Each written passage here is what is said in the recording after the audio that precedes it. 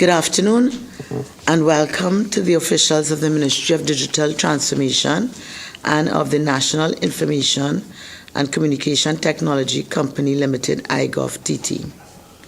My name is Bridget Annie Z. George and I'm the chairman of this PAAC committee, the Public Administration and Appropriations Committee.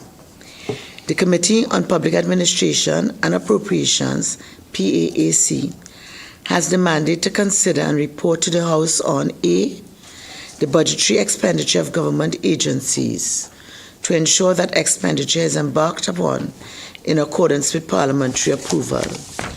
B, the budgetary expenditure of government agencies as it occurs and keep Parliament informed of how the budget allocation is being implemented. And C, the administration of government agencies to determine hindrances to their efficiency and to make recommendations to the government for improvement of public administration. The purpose of this meeting is to examine the Ministry of Digital Transformation on Subhead 04, Current Transfers and Subsidies, Subhead 09, Development Program, Consolidated Fund and Infrastructure Development Fund for the financial year 2024. The role of the committee is to assist the stakeholders in achieving the efficient delivery of services while ensuring that expenditure is embarked upon in accordance with parliamentary approval. Determine the challenges being faced and possible solutions to these challenges, and make recommendations for improvements of public administration. The meeting is being held in public and is being broadcast live on Parliament's Channel 11 and on Radio 105.5 FM and the Parliament's YouTube channel ParlView. Viewers and listeners can send their comments related to today's topic via email parl101@ttparliament.org, at facebook.com/ttparliament, and at Twitter, X, @ttparliament. I therefore now will invite members of the committee to introduce themselves, starting from my far right. Good afternoon, Lisa Morris Julian, member. Good afternoon, I'm Randall Mitchell, member. Good afternoon, Lawrence Hislop, member. Good afternoon, Wade Mark, member. Good afternoon, I'm Ayana Webster Roy, member. Good afternoon, I'm Charlotte Patterson, member. Good afternoon, Simon Inobriga, member. Thank you. And I now invite the representatives of the Ministry of Digital Transformation and of IGovTT to introduce themselves. So maybe you could start with you, Mr. Permanent Secretary. Good afternoon, Chair, members. Corey Balfon, Permanent Secretary, Ministry of Digital Transformation. Good afternoon. Tosca Francis Scott, Program Manager, Ministry of Digital Transformation. Good afternoon, Ms. Esther Clark, Strategic and Corporate Intelligence Specialist, Ministry of Digital Transformation. Good afternoon, Chair members. Christine Ferreira, Head Finance, IGovTT. Good afternoon, Sherwin Cambridge, Head Delivery, IGovTT. Good afternoon.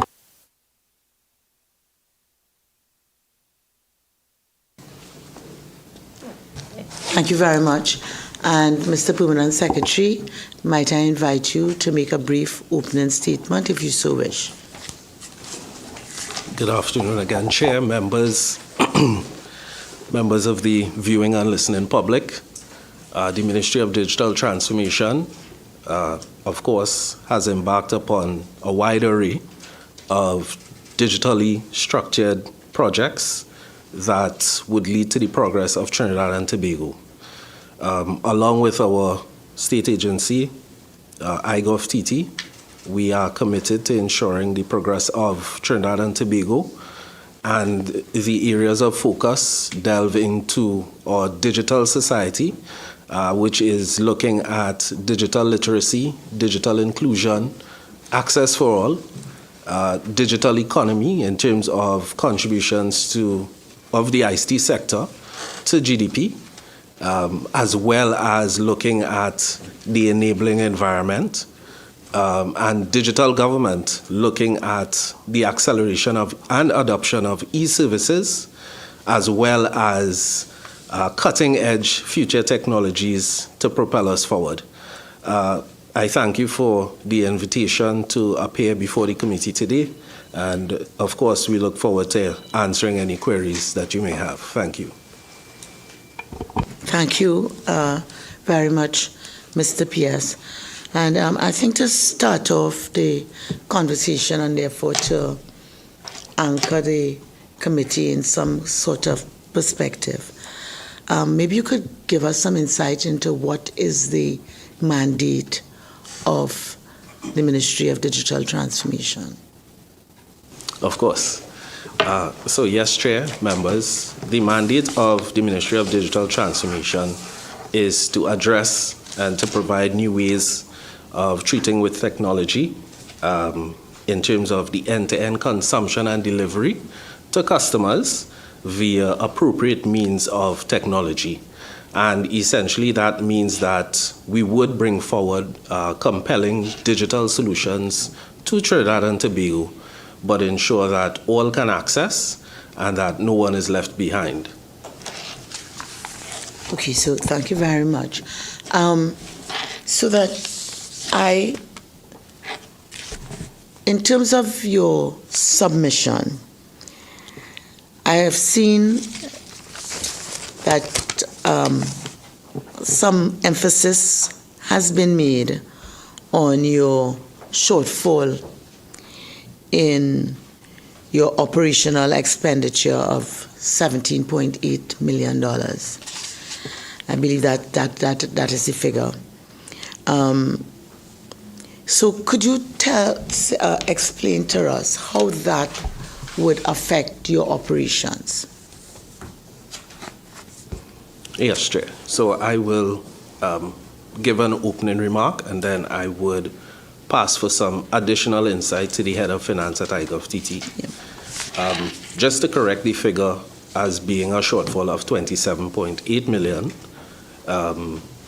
that subvention is really used to cover human resource expenditure. Okay. $22 million of that goes towards salaries. Probably roughly around $2 million is left in terms of operating expenditure.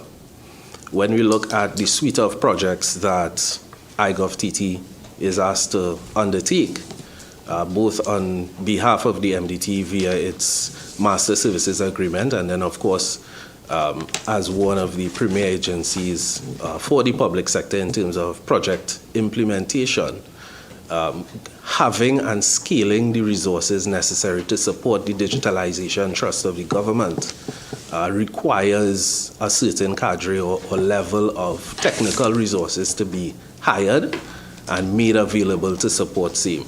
So it becomes a challenge, therefore, in terms of the levels of remuneration and benefits offered to attract top talent to the company, and then, of course, to ensure that operating expenses are also covered. So I'll hand it over to the Head Finance to also add in an additional part. Thank you very much.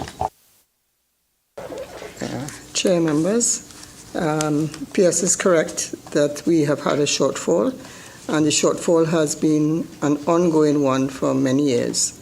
We have been able to survive on our operating reserves over the last few years, and that is now dwindling. We're at a point where it really is very low. We want to ramp up our HR, our employees, so that we can support Ministry of Digital Transformation. And to date, we are expected to have another 21 projected positions Again, all our subvention has been allocated to our salaries, and there is not sufficient to be able to bring in these additional positions that we need to support Ministry of Digital Transformation. So, I don't know, maybe, excuse me, the head of finance, could you give us an idea of what your current staff level is? Currently, we have 139 persons, and we need to ramp up to the CPO's total of 175 to be able to do this, to support ministry. So these 21 projected positions still won't bring you to the 175? No, it won't. Okay, so that in terms of currently you could exist on with your 139, or would that also be affected by your? No, we can't, because the fact is we started to establish various units like security and assurance unit, software development unit, and we need to staff that now. So in order to be able to, I know we all know about the security issues that we have in the country and worldwide, and we really need to have that unit staffed at this point in time. Okay, so seeing that we've delved into the issue of staffing, I think I'll just open up the conversation here to my fellow members on the committee. Member Mark? Thank you, Madam Chair, and good afternoon to all. Mrs. Ferrer, can you give us an idea of the composition in summary form of the 139 staffers, so we will know who is technical, the makeup of the staff, so at least we'll have an idea. Yes, member. So at this point, I have to read this out. We have security and operations. We only have one team lead position at the moment. Security assurance and operations, one team lead position. Security assurance and operations, a senior professional. Software development, one team lead, data engineering. Software development, team lead, design engineering, one. Software development, one senior professional. May I, ma'am? Through the chair. Sorry, pardon me. Those were vacancies. Sorry, I was reading the wrong. If you could give us it in broad categories, like for instance, you'll have your professionals, right? Give us how many people in the professional category, the middle range category, the lower range, so yes. We don't have to go through each one, because that will take us the whole evening. Right. In terms of classifications, we would have the CEO 1, the DCO heads 9, internal auditor 1, team leads 12, senior professional 31, senior professional channel specialist 2, professional 35, associate 11, business support assistant 6, receptionist 1, driver 2, client service specialist 23, service center manager 3, administrative support facilities management 1. That would make up our 139. Do you have an organizational structure? Or yes, we do. Can you share it with the chairman? Make a copy available to the chair? Yes, we could do so in writing. Okay. Do you have a strategic plan? And yes. For what period? We have a strategic plan till 2025. 2025. Okay. In terms of I think this year is your 3rd year of existence. Am I right? No. So, the ministry. That would be the Ministry of Digital Transformation. Yeah, this is your 3rd year, right, sir? Yes, member. Right. Okay. Second. Okay. Can you share with this committee, during those 3 years, what would you describe as your main achievements as a emerging ministry? So, in terms of digital transformation and our achievements, it is important to understand the context and the perspective with regard to the uptake of digital transformation across the public sector. So, with the start of the ministry being 2021, there was an urgent need in terms of staffing, the availability of staff, technical resources, the creation of technical plans, projects, project briefs, finances, ensuring that what we would have projected for the upcoming years would be possible, right? A large part of the operations within year one and part of year two would have been staffing out all of the units, making sure we do have all the specialists in place. We have the strategic plans in place, our operating personnel, the project management staff, a definition of all the projects that we were to embark upon.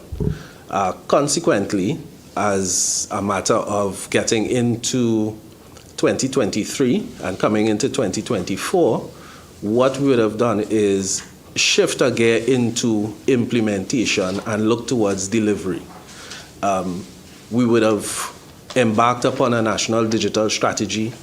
We would have defined projects under digital society. So we do have the We Learn program that is currently available, digital literacy for public citizens at no cost.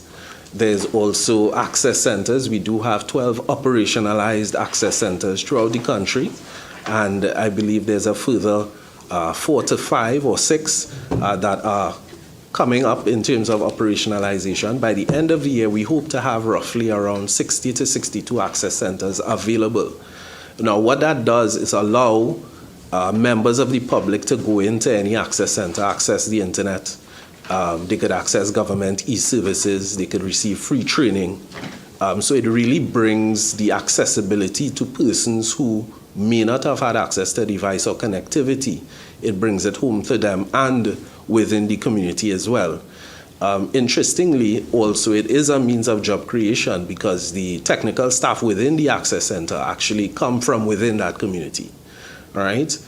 So that there is that awareness. Persons with disabilities can also access these access centers, in terms of any support they may require. With regards to digital government, we would have embarked upon a number of projects, namely the electronic ID project, the interoperability project, and of course the data center project. So I'll delve into each one as a means of portraying or showing some of the achievements we've made thus far. So with regards to the EID, we would have gone into the procurement for a provider for the EID platform. And that, of course, is expected to digitally identify via a unique identifier that someone is who they say they are. As it is right now, this is something that may not be possible given the what we call the identification standards available to the public. This EID will uniquely identify a citizen across any ministry, department, or agency, and it is underpinned by 4 components. So you have a mobile application, you have an authentication system, you have a national trust solution, and then of course you would have a government portal where you'd be able to access via the authentication government e-services. That is underpinned by a solution that would bring interoperability. So it's an interoperability project that would allow the deduplication of data across ministries so that in terms of looking at service excellence, a member of the public could go into one ministry and cross-reference themselves, uniquely identify, and validate that they are who they are, and pull permissible records, say, for example, between the Elections and Boundaries Commission and the Ministry of Works Licensing to be able to verify that person and their photo, right, once they give permission and opt in to that particular program. With regards to the data center, all of the ministries critical data, and all of our government projects have to exist somewhere. That letter of award would have been issued in terms of the construction of our own data center. So that would bring some sovereignty in terms of where we store our data and where all of these sensitive applications will live.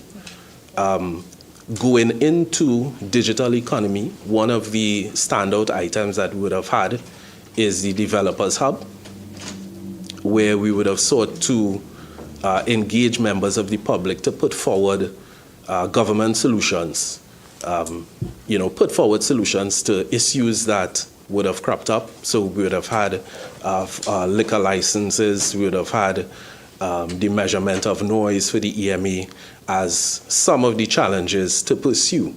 And it is the intention that going forward, members of the public would be able to register for a particular challenge and have the solution adopted by the government and then subsequently contribute to local entrepreneurship, because they would then be able to sell these solutions regionally and internationally. And it really is delving into having the local software development industry be a burgeoning area of talent, because we do have talented Trinidadians available locally doing software development, but making that widely available and using it for the benefit of Trinidad and Tobago. So all of these items, there are various elements that would constitute achievements. So it's not really saying that it is at the final point, but we have been making efforts and have been achieving milestones for each one of these programs in terms of making it available to Trinidad at a point in time. And digital transformation being the bedrock of where we will go as a country, it is important to focus in terms of the time taken, to focus on the quality and the substance, as opposed to rushing to market or having these things done before time. Because as you could well imagine, having a country depend on ICT and all of these digital initiatives, there is a measure of trust and security, as well as the type of messaging that we would bring forward to the populace to ensure full-scale adoption. Digital transformation brings with it certain challenges, as you are well aware. Criminal terrorists exist all over the world. We were told recently at another forum, we have had 55 attacks by these terrorists into our systems, both in the private and public sector. Could you tell this committee what legislative architecture your ministry is contemplating and sharing with your minister via the Attorney General, so that, for instance, as you go headstrong, and I'm supporting what you're doing, into this particular transformation exercise, we would reduce and mitigate the vulnerabilities that we'd all be subject to. Is there legal architecture, and can you share that with this committee? So I'll answer from a variety of standpoints, because the Ministry of Digital Transformation embraces a collaborative approach, right? So in terms of the legislative agenda, that has to be done in consultation with the Ministry of the Attorney General and Legal Affairs. And as well, in addition, the role of cybersecurity being a shared one. Of course, we are gazetted for cybersecurity, but there's also cybersecurity responsibilities under the Ministry of National Security via TTC suit. I can tell you a bit of what we are doing now in terms of cybersecurity awareness and developing a campaign to educate members of the public with regards to cybersecurity hygiene and posture. We would have also embarked upon incident response in terms of access to ministries, departments, and agencies being able to engage with a service provider to respond to any critical threats as they may occur, and then as well from a strategic standpoint in collaboration with the IDB, looking to project a cybersecurity roadmap, and of course in terms of the enhancements that we would require to bolster the government's and the public sector cybersecurity posture going forward. So those are actual real developments that we have undertaken. The legislative component is something that will be undertaken in concert with the parties mentioned to look at how we could treat with cybersecurity. Madam Chair, just two final points in round one. May I ask Mr. Belfon, in terms of delivery that you mentioned earlier, I'm sure that as head of the ministry, and based on the work that you have been doing, there would be, in this year of delivery, your third year implementation, some low-hanging fruits that you may want to effect and implement. Could you tell this committee about one or two areas that the ministry is seeking to implement and deliver to the public? For example, let me give you an example. You travel like how I travel from time to time. When you travel to the States, you don't have to get no kind of paper to get into immigration. When you come into Port of Spain, however, you have paper in the back, paper in the front, back, what kind of... Could you tell this committee whether the Ministry of Transformation is looking at that as an example to bring an end to that paper work that we are subjected to in any way, Mr. Belfon? So in terms of that, and you know, it's coincidentally, I'm actually the chairman for that particular committee, and again, it is one of collaboration with the Ministry of Tourism, Culture and the Arts, Immigration and Customs, where we were tasked in terms of facilitating a report in terms of actionable items from transitioning from that paper-based system to one that is online. So in terms of low-hanging fruit that is going to be immediately available, that report is scheduled to be submitted to Parliament in March 2024. And it treats with having an online platform. Persons would be able to log in 72 hours before. Requisite support is available to have all of the immigration forms filled out online, submitted, and they would be processed accordingly without having to access these paper-based forms. So, and I will also indicate as well, there are additional low-hanging fruit that would be upcoming. Like I said, some of the operationalization of the access centers. So that is ongoing. That team works incredibly hard along with ICT to have, as well as with our stakeholders, the Ministry of Sport and Community Development, to have all of these centers outfitted and available to communities.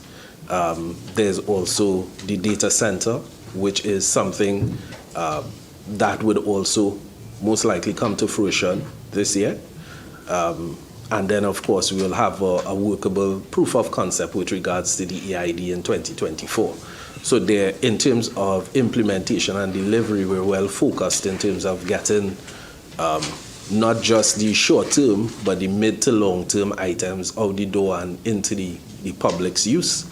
And of course, treating with the messaging and communication surrounding the acceptance of same and how to utilize some of these solutions. Yeah, you talked about a data center, Mr. Belfon. Can you share with this committee and the construction of same? Can you tell us when you expect this data center to hold sensitive government data? When is that going to be constructed?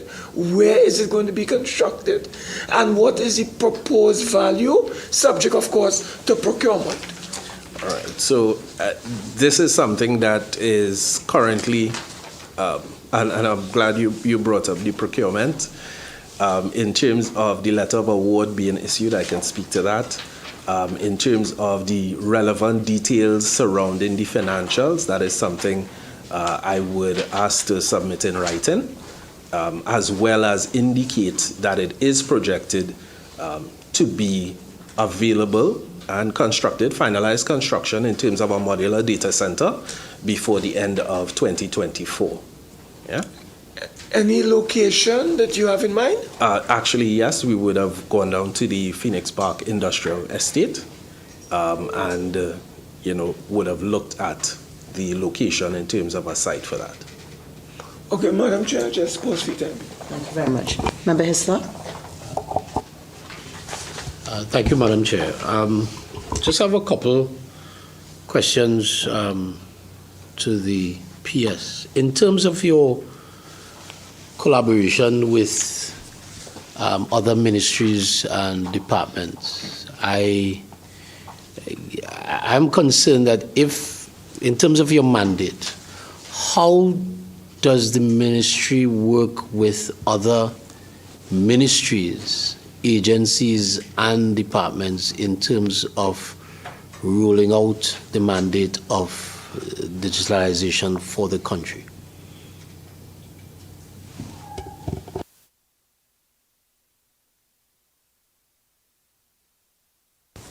Sorry. Remember, the Ministry of Digital Transformation, again, it's a collaborative one. While we do have the oversight for national digital transformation, you do have ministries that have embarked upon digital transformation initiatives. What we provide and what iGovTT provides as well is an advisory in terms of how to approach digital transformation at that level. The technical insight in terms of some of the solutions, standards that adhere to platforms such as open source solutions that would bring to bear a reduction in costs to the government and obviously the Treasury. So we are looking at value for money. That collaboration is consistently ongoing. We also do institutional strengthening at other ministries in terms of the capabilities. So we do have a digital delivery unit where we assign persons to particular ministries to assist in terms of some of the digital transformation initiatives we would be bringing to bear, as well as to provide some sort of advisory to ministries. And then iGovTT in terms of levels of approvals, business consulting, technical support, software development advice. All of these things are actually being done as we speak. Even when you look at all of the digital transformation services or the e-services, we have informational and transactional services, roughly 200 across the public sector. And all of those have some element of collaboration or approval and support from the Ministry of Digital Transformation. So it is ongoing, and it is something that we pursue because there is that guidance that is required in terms of getting us there. You'd find there are varying levels of maturity in terms of adoption and systems, but by and large, we're getting to the point where a lot of ministries are actually progressing to having a lot of end-to-end services available to the public. When you look at TT BizLink, you look at Develop TT, the Ministry of Education can do education online via their e-learning platform. All of these things speak to an adoption of the idea, which is what digital transformation is. It's encapsulated between people, process, technology, and the enabling environment of legislation. But you're actually seeing the maturity of ministries going towards secure e-services. Right. So we shouldn't be too worried about pushback in terms of departments and ministries' unwillingness to come on board. So I think, even in terms of change management, the messaging is important.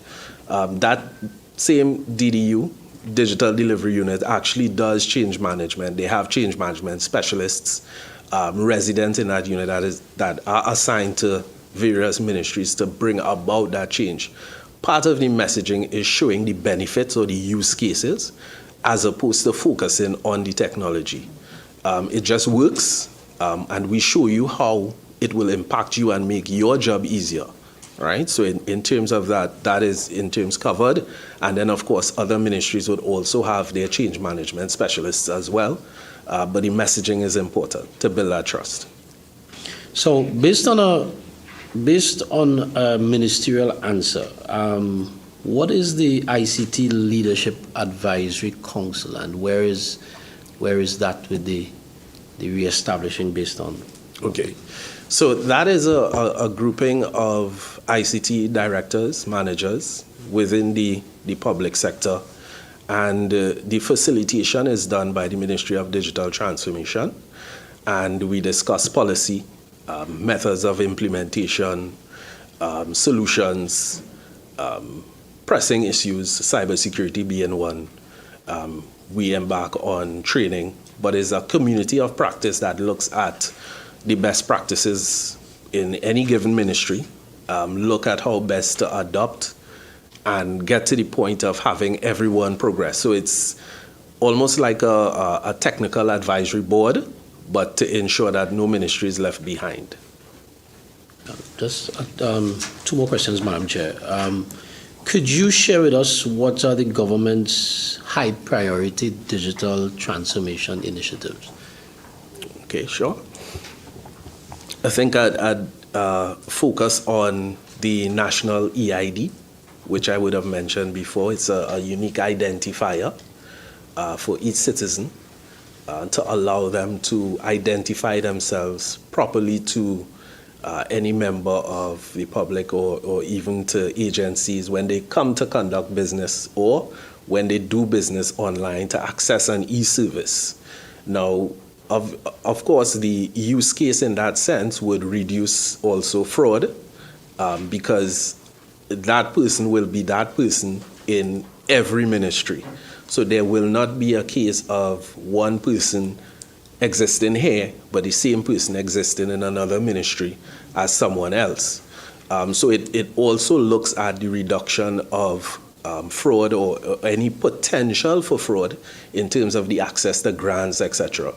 When you look at also as part of the interoperability platform and being able to share data amongst ministries, it actually treats with a well-known grouse by members of the public in terms of having to apply multiple times for the same thing and supply the same sets of information. We're doing away with that, right? So one applicable record of a person will exist and their information will exist, and once they give permission and they opt into this platform, you would be able to access to complete the particular transaction for an e-service. We have the access centers being an important part of the outreach to citizens. Of course, all of the rural areas, persons with disabilities, persons who don't have access to the internet, devices, all of these things. We have the data center, which I would have mentioned, which would house critical data. We do have the TTY-5 program, which is connectivity in a variety of government areas and or populated areas via, of course, the USF and TAT. And then, of course, we look at some of the social management information systems to digitalize the grant management process for the Ministry of Social Development and Family Services. So we have been assisting, and the government has been pursuing a variety of programs to get to the point of treating with a lot of long-standing issues and getting Trinidad and Tobago to a digital future. But that digital future is now, because there's no time between, having to wait or anything like that. We have embarked upon that, and we are implementing a lot of those things. Even when you look at the realm of health information systems and patient records and the consolidation and digitalization of that, all of those things are being taken care of. And there are project teams working in every ministry in collaboration with the Ministry of Digital Transformation and iGovTT to make that happen. So, Piers, would you say that you're on course? You are based on your own timelines. You're on course in terms of year 3 being your year of ramping up deliveries and deliverables and your implementation of your projects.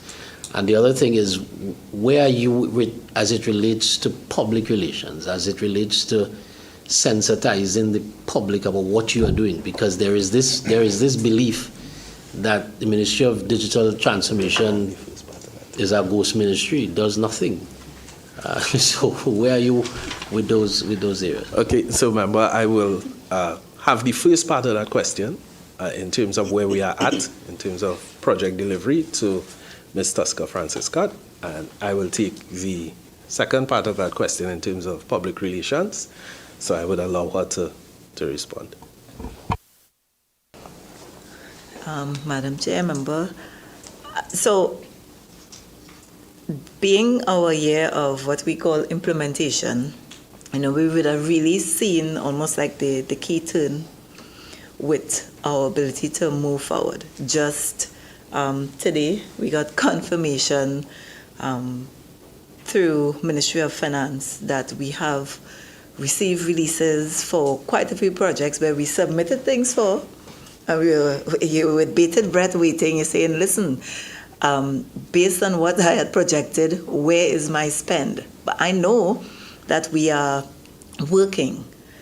And unfortunately, in government, we need to see spend to have evidence of that work, right? And so we just today, as I was telling Piers, even what we would have submitted to you in terms of answers would have changed just between the start of this week and today. Where are we in terms of digital government, digital economy? If I'm to be fair, I would say in terms of digital government, we are on point, smack on point, especially in terms of EID, interoperability. We would have had some delays with regards to data center and procurement, the procurement component of that, because ideally we would have liked to see that implemented by the mid of this year, but we know we will get it in by the end of this year. In terms of our digital economy, we would have made significant strides, especially in terms of our developers hub. So we are where we want to be. Where we would have experienced some delays with the question that was raised by Member Mark regarding the legislative agenda and digital transformation. So we would have engaged a consultant and just the normal procurement and negotiations. So we finally signed our we have our letter of award for that consultant, so we know we have this person on board, because what we wanted to do is, as we work with Attorney General, we're not just basically giving a list of recommendations. We actually wanted to start to help craft the legislation so that we're moving this thing forward at the rate at which we know we are supposed to. In terms of digital society, I think that is one where we have experienced a lot of strides, because we have our digital skills there, where we would have seen the public really already benefiting from just at a different levels, because you have the person who may not understand how to use a computer. If you like my mom and computers scared you, the keyboard scared you. You have those type of courses, and then you have the Cisco courses for the more mature and advanced user that we have uptake. And so even now, I was liaising with the implementation coordinator for that, and she was indicating to me that just within a couple of weeks, we will be engaging a YTEP for what would be our third cohort of users. So we are where we want to be in terms of those ones that are public facing. I would say where we had some delays are those that were very heavily dependent on the procurement bits. So like the data center, we would have wanted to be further along with that, but we have passed the hurdle of the procurement, and now we're into implementation of the actual data center. And I believe also that we would have submitted the sheet that kind of gives you more concrete in terms of percentages for the different places. But just to give you a sense of, are we comfortable with where we are and how we are moving, I would very unequivocally say yes. Okay, so with regards to media relations, this is something, it's careful and considered. The Ministry of Digital Transformation isn't, we like to, or posture is that we would approach the public in terms of messaging, in terms of final product, as opposed to the projection that something is coming. That isn't to say that we have not been employing media strategies to make the digital transformation program aware to the public.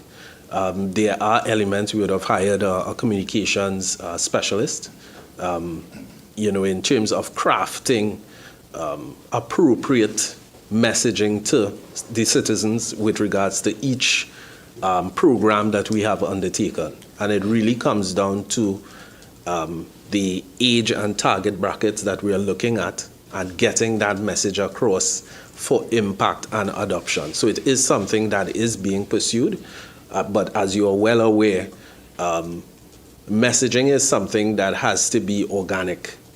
It is not, digital transformation is not something that is forced.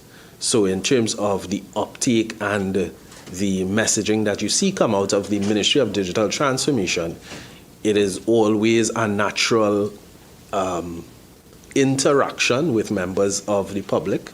We rather you come and, for example, come and interact at the access centers, come and access the technologies that we have available so that you see how it works for you. When we get into more complex solutions, that is where, in addition to digital literacy and the upskilling that we are undertaking, you will see the messaging come out in terms of the introduction to such technology and how it will work for you.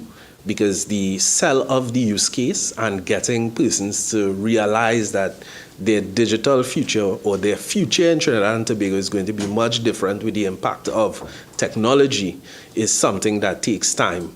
It is akin to the inception of an idea. You have to plant that seed of trust, and then, of course, the messaging has to be on point. So there's something that we have undertaken and we continue to do and to mold.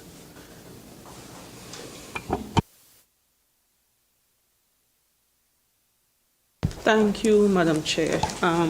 Good afternoon to everyone again. On more than one occasion, I heard the term proof of concept being used in terms of the EID. For my benefit, and I guess for some of the persons who are viewing, can you explain what that is? And also in relation to the fact that you have noted, I would have noted in your submission as a PSIP project for 2024, the national EID has an allocation of approximately $1.6 million.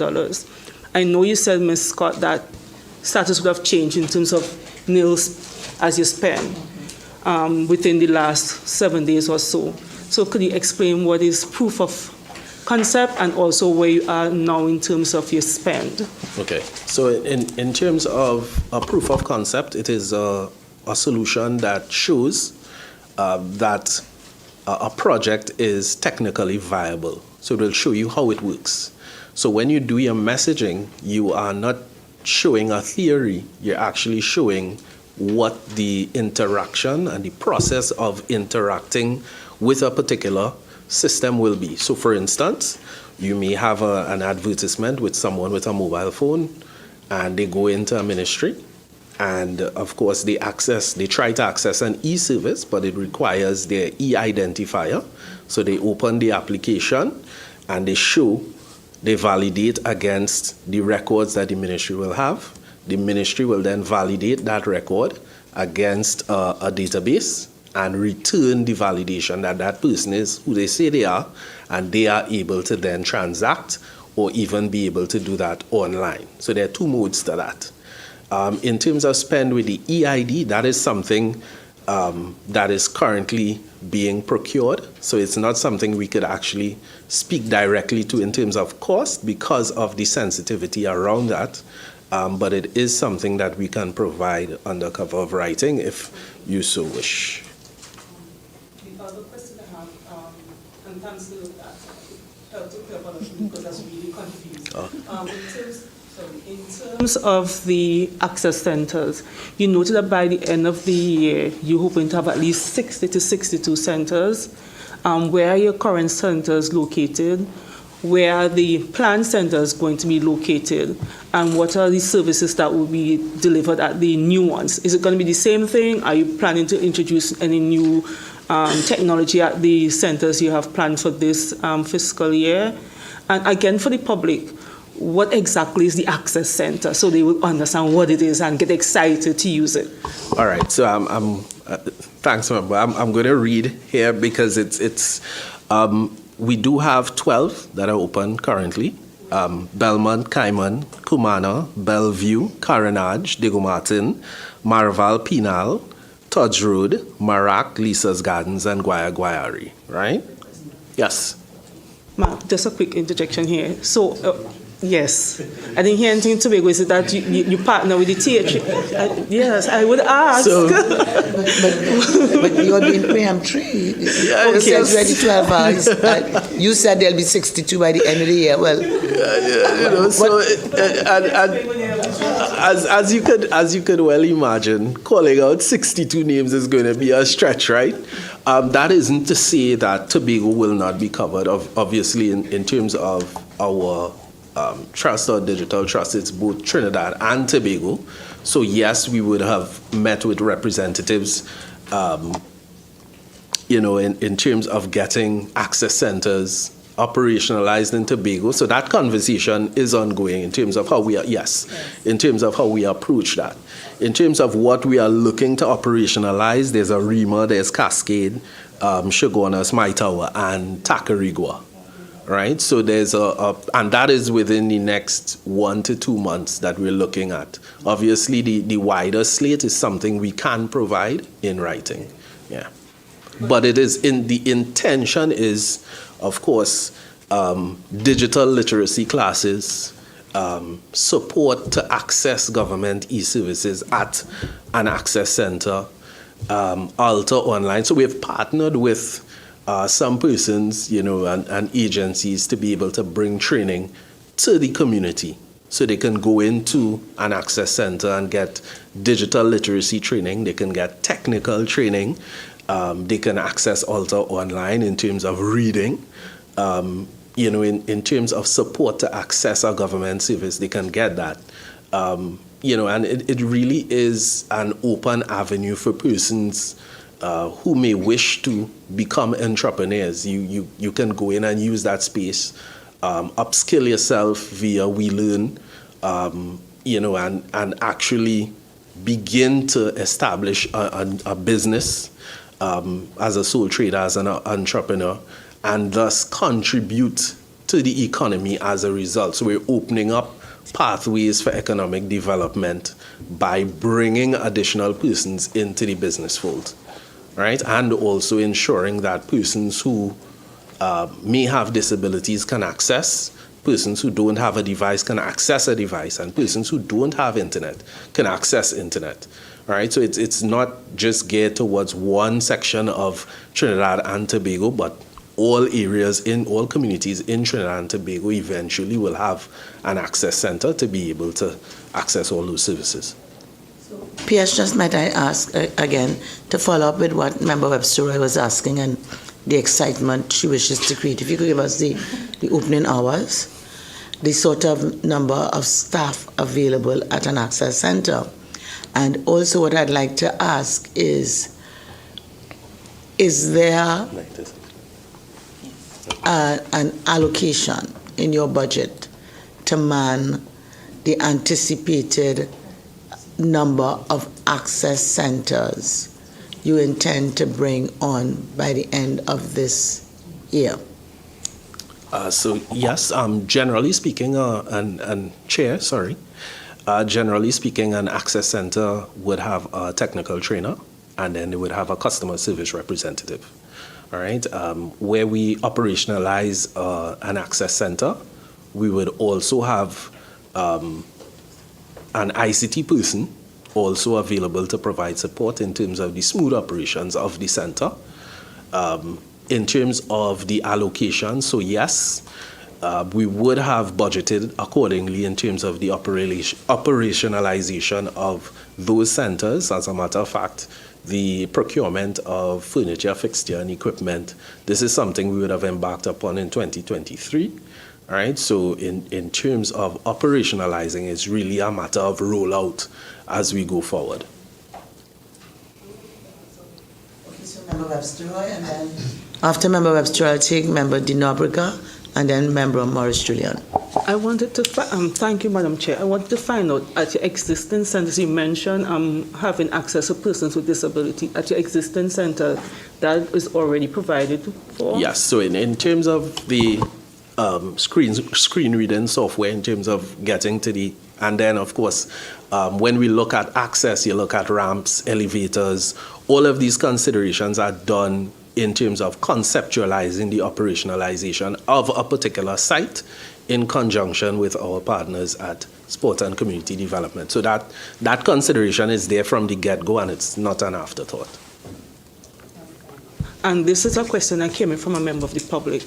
At present, some of the access centers are located within community centers, and even though the community centers are up and operational, the access centers aren't functioning. That came in from a member of the public. What assurances can you give the public that all access centers that have been commissioned in the past would be fully operational within this fiscal? All right, so in terms of the operationalization of the access centers, and of course, in terms of any concerns that persons may have in terms of access, access centers are open from 9 to 6, 9 to 6 every day, well, except Sunday. And of course, if there's an issue in terms of access, this is something they can reach out to the ministry on. But I can assure you, in terms of the operationalized centers, where there isn't an issue in terms of utilities, like electricity, if we have to close a particular day, then we make that known on social media. But by and large, it's always available for persons to access. You're welcome. Member De Nobrega. Thank you, Chair. Chairman, first of all, I want to thank Mrs. Francis Scott for the information that she gave us, because I had a lot of questions, especially regarding the actual spend to date. I just want to get an understanding, in particular, we're talking about the access center, so let's use that as an example. You say you've gotten information now about release of funds, right? So you have releases. You have a PSIP allocation of 10 million for this fiscal. Is that 10 million, given what the PS would have just said, is that 10 million going towards paying bills that you've already incurred with regards to procurement for desks and machines and that sort of stuff, so that you can roll out? Or is it that you now have to go into a procurement process in order to roll out? Well, one good thing is the approach we took utilizing iGov was that we did a bulk procurement. That meant that we were subject to the delays regarding deliveries that everybody in the world was experiencing. And as such, equipment, and especially in terms of furniture, we had delays in terms of those deliveries. And so what we are going to have now is the clearance of those deliveries and the ability to operationalize quite a few access centers well. And yes, some of the funds would have been to cover the rest of monies that we would have had outstanding for iGov, because as you would imagine, we would have had to make some down payments so that they could have initiated the procurement. And given that we are now ready to receive goods, we are now at a place where, again, we would make another payment to iGov so as to cater for the balance of the what we would have already procured. All right. So, given what you said, your projection of 60 to 65 access centers by the end of this fiscal, that is already catered for. So that is catered for, yes. given the fact that you are only now going to be able to roll out because you have funds in hand. Correct. But not and you have releases. Releases as well as the actual physical things stuff, yeah. that we can install at the access centers. All right. You've raised an issue with regards to bulk procurement, and it brings me to another question that has been raised because of something that the PS said. Your relationship as MDT with other ministries seems to be more of an advisory capacity. Am I correct? Yes, that would be correct. All right. Are ministries able to also benefit from these same sort of bulk purchases? And how have you been able to translate that sort of benefit to the other ministries as well? So, thanks, member. So I'm going to ask for a clarification. Is it that you mean bulk purchases on behalf of other ministries, or you mean in terms of the approach under PPDPA for bulk procurement?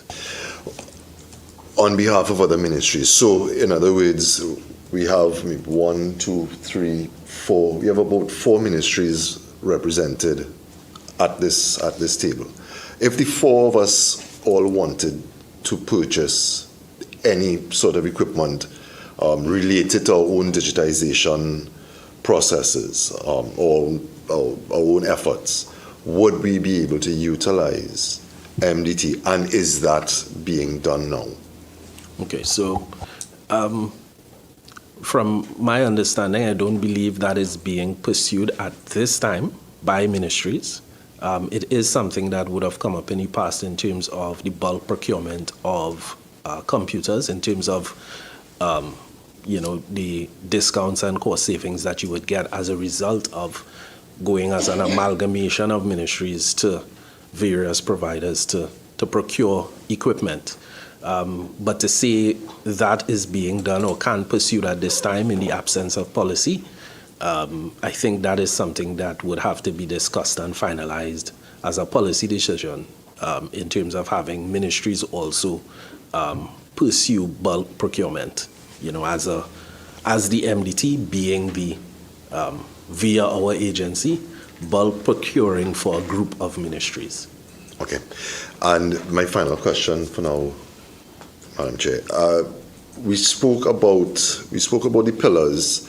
We're speaking about a digital society and along the lines of public awareness and I think upskilling of the public. Is the ministry, or maybe we can elaborate because I think you did touch on it, is the ministry working alongside other ministries like Ministry of Community Development, Ministry of Youth Development and National Service, and the Ministry of Education to deal, and specifically to deal with marginalized communities, at-risk communities, and I suppose communities that are geographically. So actually, yes. So those discussions do take place.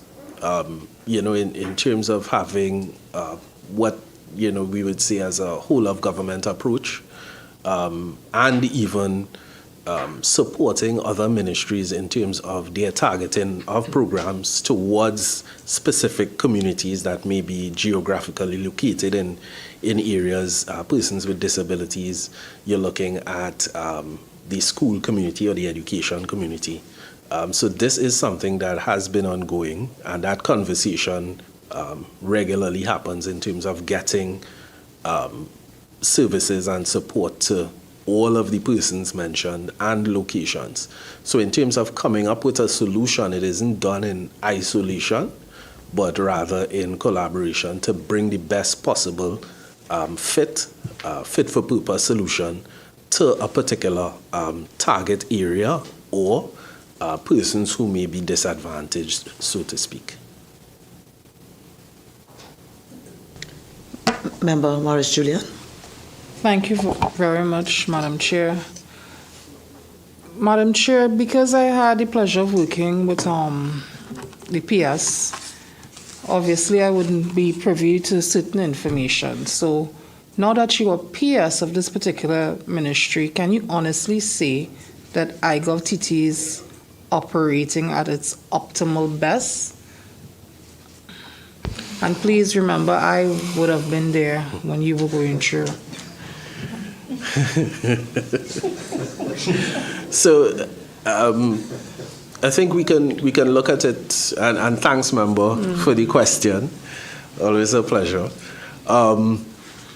We can look at it from a standpoint of resourcing, because the level of resources required to optimally respond to a lot of digital projects and to drive some of the procurement and project management oversight that iGovTT embarks on essentially is stymied to some extent. You also have a challenge of remuneration levels in terms of retaining talent to be able to effectively support ministries in various aspects. And I could give you an example.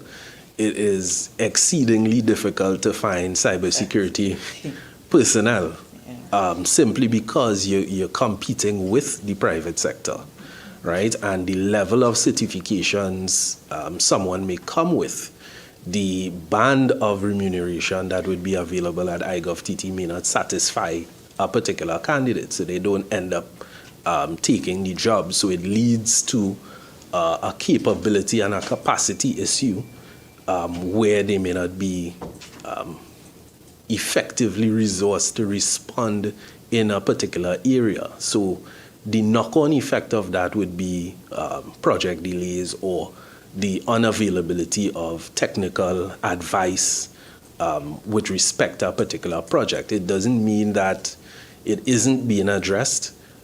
Even as we speak about the subvention shortfalls that iGovTT would have brought to the fore, all of these items actually come forward in discussions with the Ministry of Finance in terms of advocating for and justifying the relevant increases to iGovTT, and as well the justifications as to why we would require a variety of personnel and an increase in resources to support not just the Ministry of Digital Transformation, but the wider public sector in digitalization, and digitization. So in essence, it is a two-part problem, right? But one that is effectively and can be effectively solved through continued collaboration with the Ministry of Finance in trying to get the fiscal resources made available,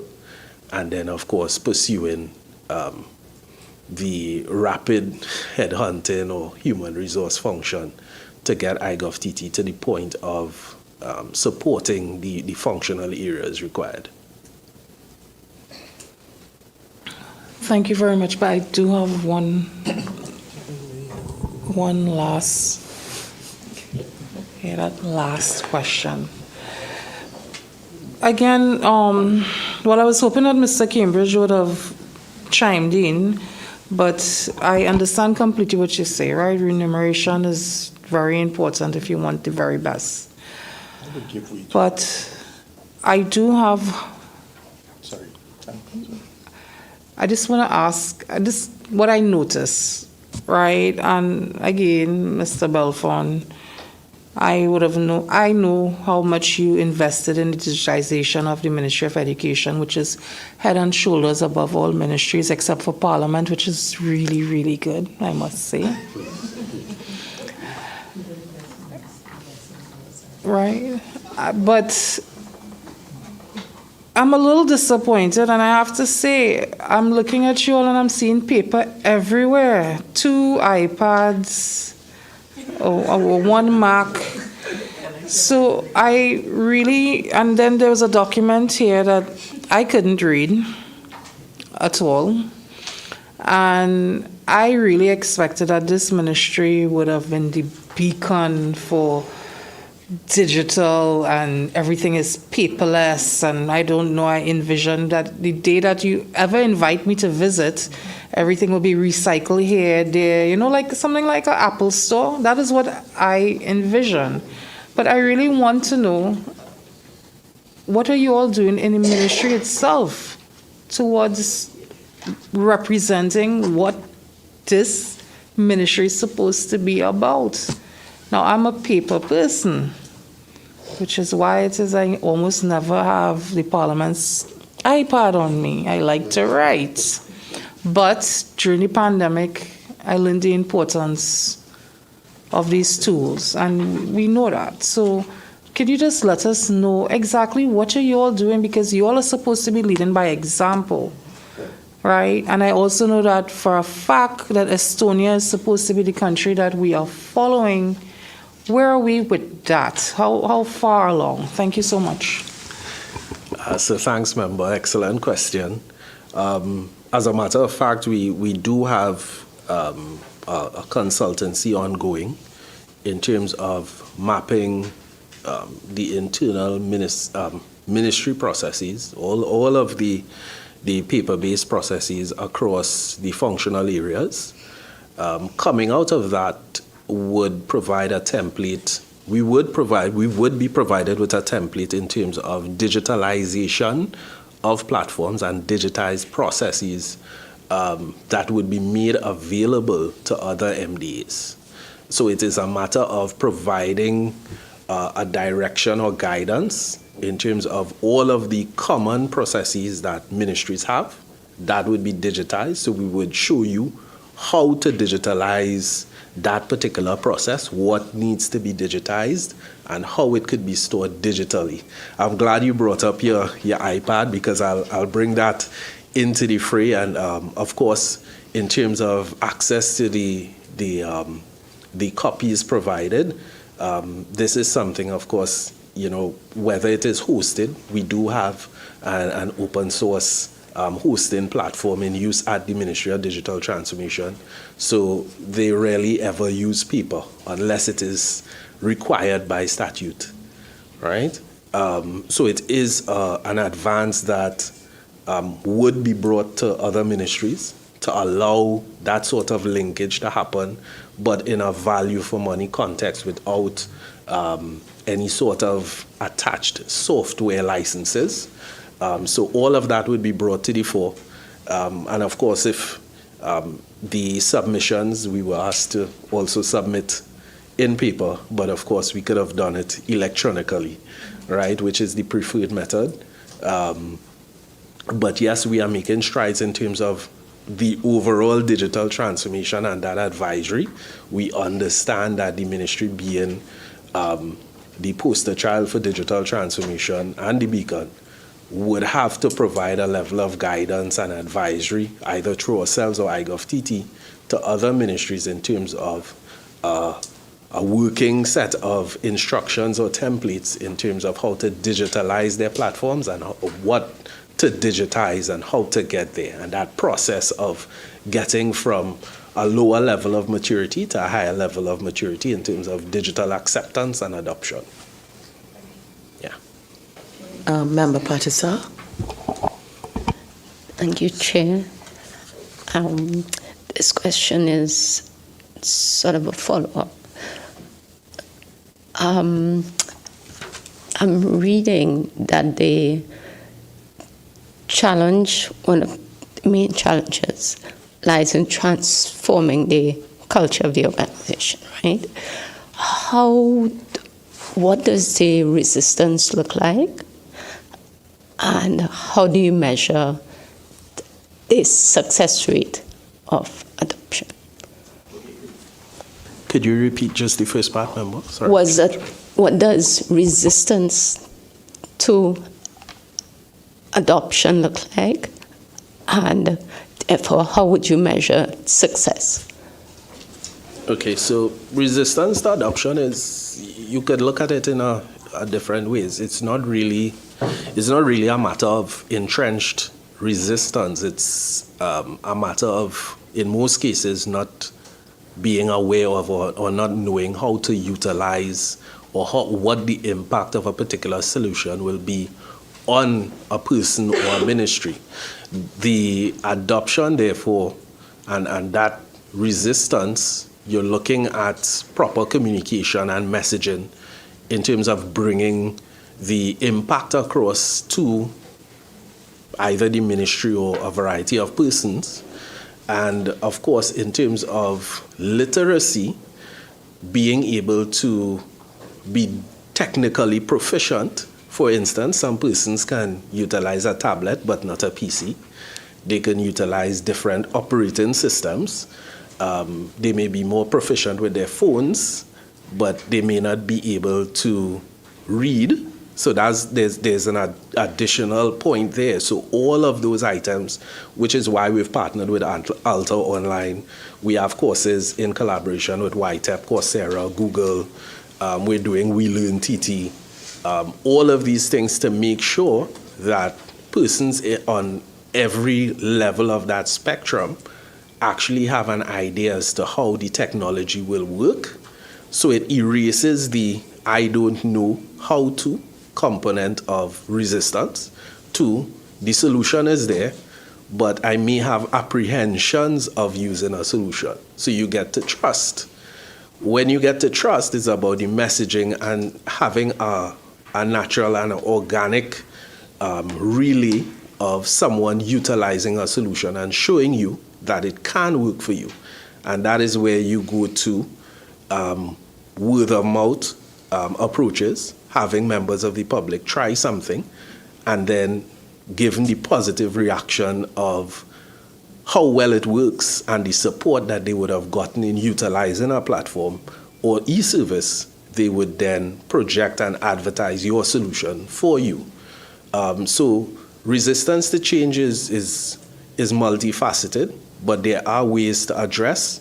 I like that you brought in the measurement of success. Success is really the adoption of the idea.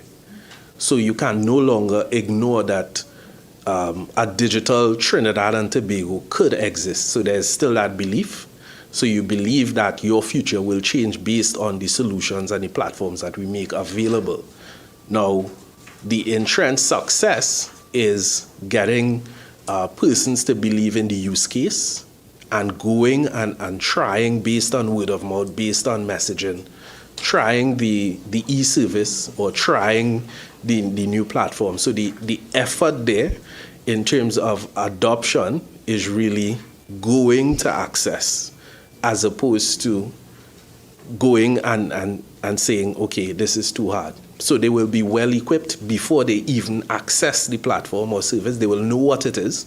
And that in itself is a success before they actually access any particular service. So the drawing off what Mrs. Francis Scott was saying about the uptake in the, is it on We Learn? Was it We Learn? Right. So I'm looking at there are currently 980 persons, right? Given, is that 980 across all the access centers? Or is that 980 in a training program? That would represent 980. That 980 would not only speak to access center use, because you can access the We Learn platform from your home if you have access and if you are proficient to a particular degree. In addition to that, you have persons who are impaired. What we are finding is that we are really hitting a chord with persons with disabilities, accessing the access centers as the place that they can get the help that they need. Because we have 59 persons living with visually impaired issues regarding surrounding visual impairment who would have accessed the platform. We do have persons from Tobago as well. So although we don't have an access center in Tobago, we do have identification that, persons from Tobago would have access the WeLearn platform. We have other persons who would have been declared disabled, not necessarily visually impaired. Now, because of the blend that there should be no wrong door, basically.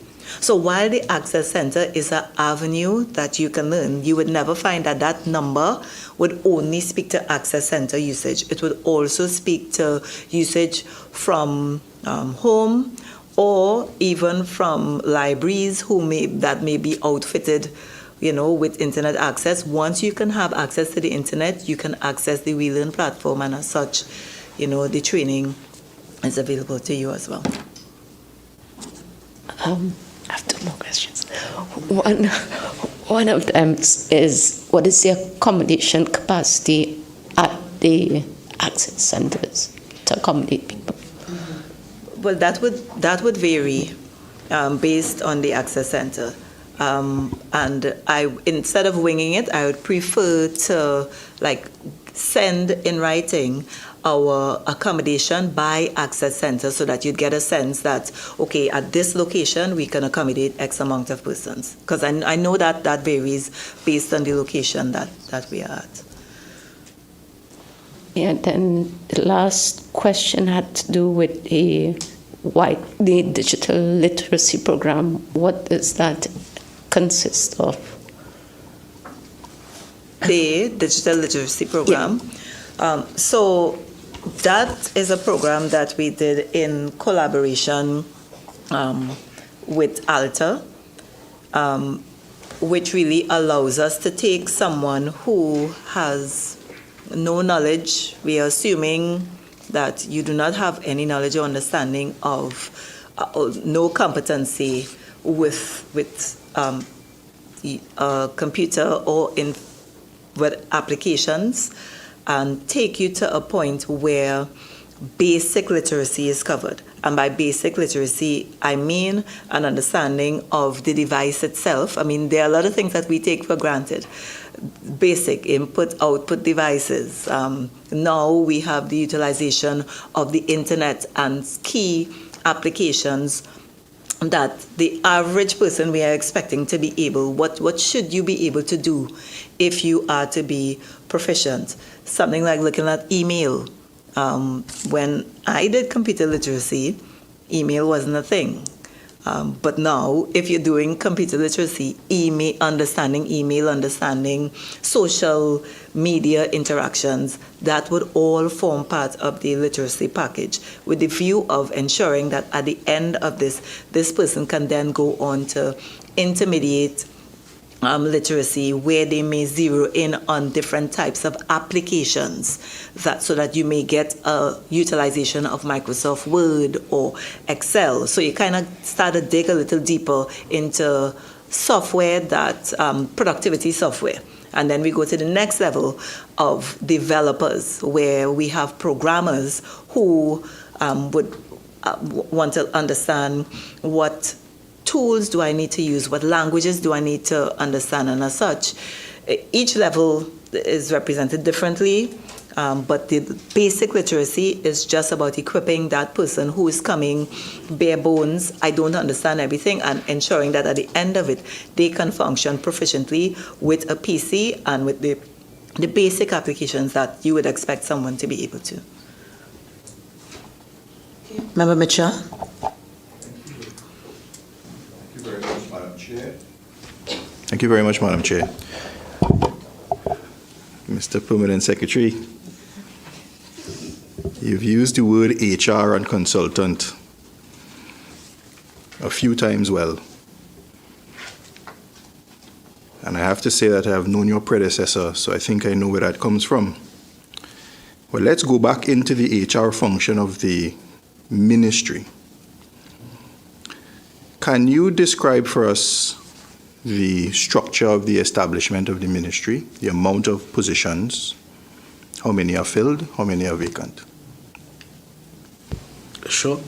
Thanks, member, for the question.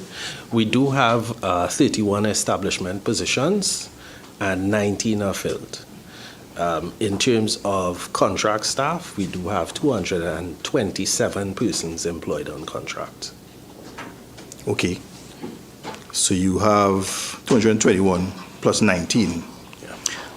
In terms of the split, in terms of your structure, what percentage are the support functions and what percentage are the operational functions in the ministry? Okay, so it's roughly a 75-25% split, with 75 being technical, 25% being operational. The majority of establishment being in the support areas, as well as the business operations assistants, as well as the administrative specialists. All right. And with respect to the state of your complement of your staff, are you comfortable that you are able to deliver on your mandate? Our mandate, as it were, is ever evolving, much like technology. So there are areas where we still would require some level of resourcing at the ministry in terms of the talent required to bring some of the solutions to bear. But by and large, the ministry itself is really in or getting to the point of offering standardized contracts as opposed to short-term contracts. When you look at where we are at now, getting the technical persons and advertising through a fair and transparent process, I might add, the relevant positions for the project units, project managers, based on the amount of projects we have outstanding, financial and cost accounting specialists, digital literacy officers as well. This is something that is we would have recently closed some advertisements. There's another phase of recruitment that will be upcoming, but by and large, we will be able to deliver on our mandate using the mix that we have currently, and as we proceed, having more long-tenured contract staff on board. Well, perhaps I should have asked, based on your deliverables here, deliverables now, is your complement satisfactory? Yes. There are some elements of the public sector establishment that would require some attention, particularly with the finance and accounts department and internal audit. But yes, we would be able to deliver on our mandate as is. Okay. Because Ms. Ferreira, you were indicating that you were short on resources and you identified that your complement would be satisfactory if you were up to the CPO's approved number of positions. And I was curious as to why you juxtaposed it as to the CPO and not with respect to what is the demand on your agency to deliver and what are the shortfalls. Because I'll tell you this, it is a bit paradoxical. You're a digital transformation company, yet we're talking about increasing staff and a shortage of staff resources. So perhaps you do need it. Perhaps your mandate is across the ministries, all MDAs. I'm not sure. And I think there is a problem there, because I am aware of an old cabinet note that identified all ministries to utilize iGov-TT as their digital partner. But ministries don't bypass iGov-TT. So is it that you need to streamline, or, what is really the state of your human resources? So, member, thanks for the comment, but I'd like to clarify a few things, of course, based on your comment/statement. So, in terms of the startup of the Ministry of Digital Transformation, before we get to iGov-TT, we would have started, of course, in terms of a staff complement that was largely on short-term contracts. There is a phased approach to recruitment that would have started in terms of getting longer tenured staff on board. That streamlining that you would have mentioned is in the process of happening, where we have short-term positions being wound down as we hire on long-term contract positions. So it may appear as though the number is high, but it is actually going to decrease as we go by or go through 2024. So it's not expected to be a bloated ministry, obviously, because of the digitalized processes that we would employ, as well as some of the digitization that we would have, and then, of course, the roles and functions that specific departments would pursue. Right? So it's not expected to remain at the same level. Right? So it's expected to decrease. Yes, it's expected So the to resources that you're saying that you're short on are not necessarily human resources, but Correct. perhaps some other type of resource. Yes. Okay. Let me ask you this. In terms of what is the average age? And I'm asking you this not to engage in ageism, but we know that the younger people are more tech-savvy, are more adventurous and maverick when it comes to bringing across solutions, are less bureaucratic, are less respectful of the wasteful bureaucracy that we experience here in the ministry. So what's the average age? Right. So I'm very happy you brought that up, member, because the Ministry of Digital Transformation probably has the youngest complement of staff throughout the public sector, and that is due in part to a particular cabinet minute that speaks to a mentee program where we utilize associate professionals. There's a pathway for them to be absorbed into the ministry as digital transformation associates.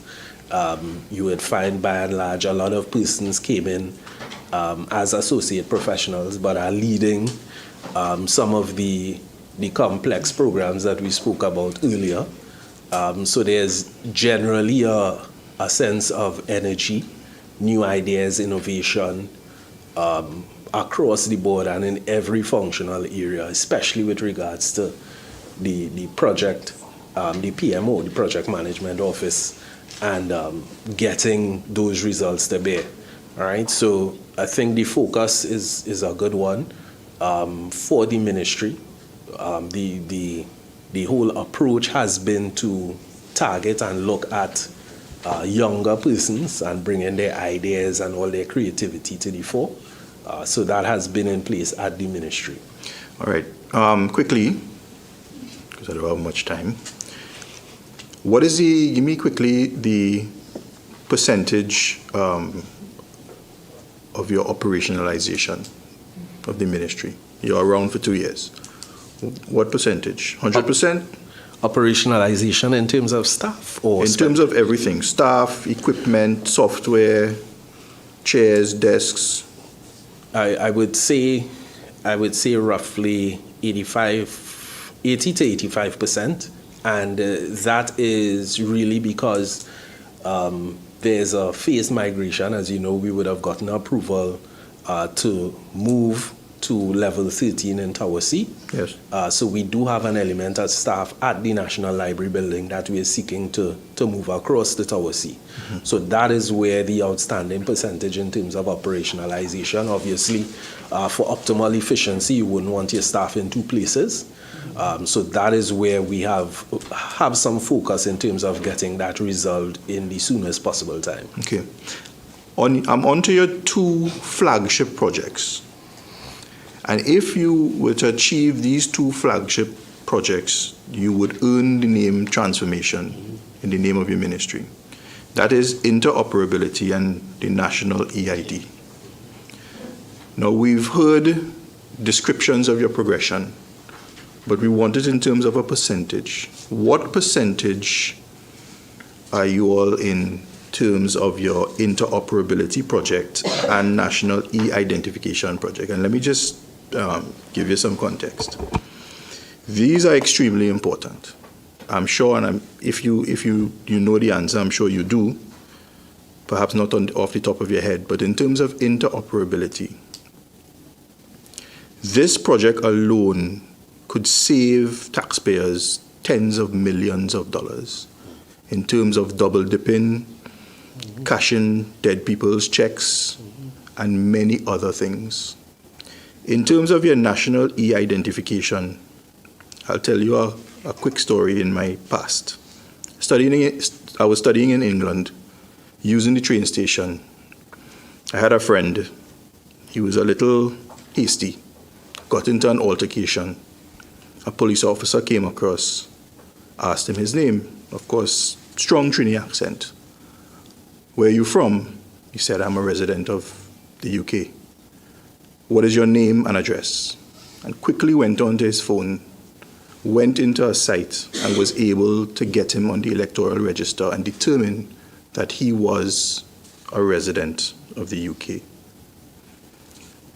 That has the impact, this national e-identification, to help us with the crime challenges that we have today, with stop and search, roadblocks, with a lot of these different things.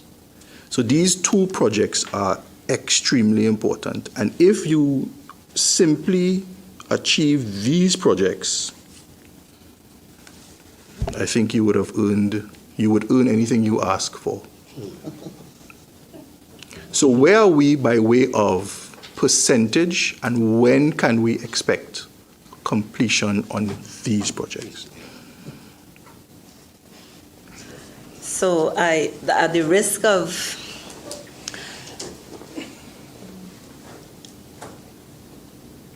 this particular project is one where I cannot say we will be 100% complete by December because of the phased approach we need to use. For example, this first section that we're dealing with, we would have targeted the key agencies that I smiled when everybody was talking about their little peeves. Member Mark, I felt the same way when I traveled this year. I was like, why am I filling out a form when I return home, right? So we are citizens also experiencing the same thing with the energy and drive to get it fixed and changed. And as such, we would have targeted the agencies that we felt were core in the first instance, and that would include immigrations, licensing, RG, EBC. As you would notice, those are the people who deal with our identity, right, in one form or the other. And the vision is that we have all those forerunners on board on the interoperability platform by the starting of our new financial year, right? After we finish with them, though, our job is not done in terms of this. So that's why I started off by saying I can't tell you we'll be 100% finished by December, because then we have to start looking at the other groups that we're talking about, the same dead men who cash in checks. Right? So we're talking about social debt, we're talking about education, so we want to deal with each in groups, and we've divided them into groups of 9, and that those change a bit because sometimes you find an agency who would put up their hand and say, "You didn't include me, but I want to be included," right? Or resistors. Or resistors. But when would the platform? So the platform is expected, for example, next month, we want to actually do a launch. Not next month, April, the month of April, we want to actually do a launch of the EID. And to begin with this public sensitization, because we know we can't just put it out there and say, okay, use it now. That whole citizen engagement where we start to build trust around it. Because I'm telling you, one of my church members said, "So you are one of the 666 people?" You know, you have people with all different types of conceptions as to what a EID would mean for them. And so we are very aware that we need to begin that sensitization. So to answer directly, with this first group of what I would call our early adopters, we are expecting that by this year, we would have those on the interoperability platform and have the EID solution procured. We have our chief technical advisor right now heading out to Copenhagen to review some of the persons who would have submitted for the EID itself, and with the expectation to have implementation of the EID, which would be needed, of course, to support access to e-services and the interoperability by the end of this year. But that's just the first wave of 9, and then we expect another wave. And each wave we are giving an average of 6 to 8 months. That once we engage this wave, we expect within 6 to 8 months you are on the interoperability platform. If we have to work with you in terms of your processes, because as you would imagine, it's not just about the technology. If you want to streamline somebody's service, you have to look at process, and so it's a bit involved, right? Which we would have started work already with. So with licensing, with police, TTPS is one of those who would have raised their hands and said, "Hey, we weren't in your first catch, but we are interested in revising some of our processes," and so we included them with the SOL engagement. All right. Yes? So I mean, we're looking at implementation. So Yes. with the waves, we expect some waves of spend as well, right? That's right. Yes. So we would remove these nils. Yes. All right, well, just two comments, right? So I'm happy that you said that, because PS, I disagree with you in terms of public relations, not media relations, public relations. You all are doing so many things in terms of improving digital literacy and all of these things that you all are doing. And the public does not know. Right. I did not know. And any one of us trained to look at to determine what you're doing based on the movements of your spend. Yes. We would think that you are doing nothing but talking. Right. So you need to engage a bit more in terms of your public relations. And yes, I have seen what Jamaica has done in terms of their national e-identity. I've seen the pushback. And that is probably going to be your biggest hurdle in terms of getting people to accept that this is going to be a net benefit and not a member of the 666 cult type arrangement. If I may, PS and Chair, that issue of public engagement is not one that would have passed us at all. In fact, just on Monday, we were in meetings with IDB to speak about citizen engagements program. And I remember at the meeting, one of my colleagues asking, "Can you share with us, some things from other jurisdictions as to, how they would have approached it?" And they said, quite frankly, your jurisdiction is the first that is looking at the engagement before it's actually ready to launch. So even our approach with this, we are doing new things and we are doing it a new way.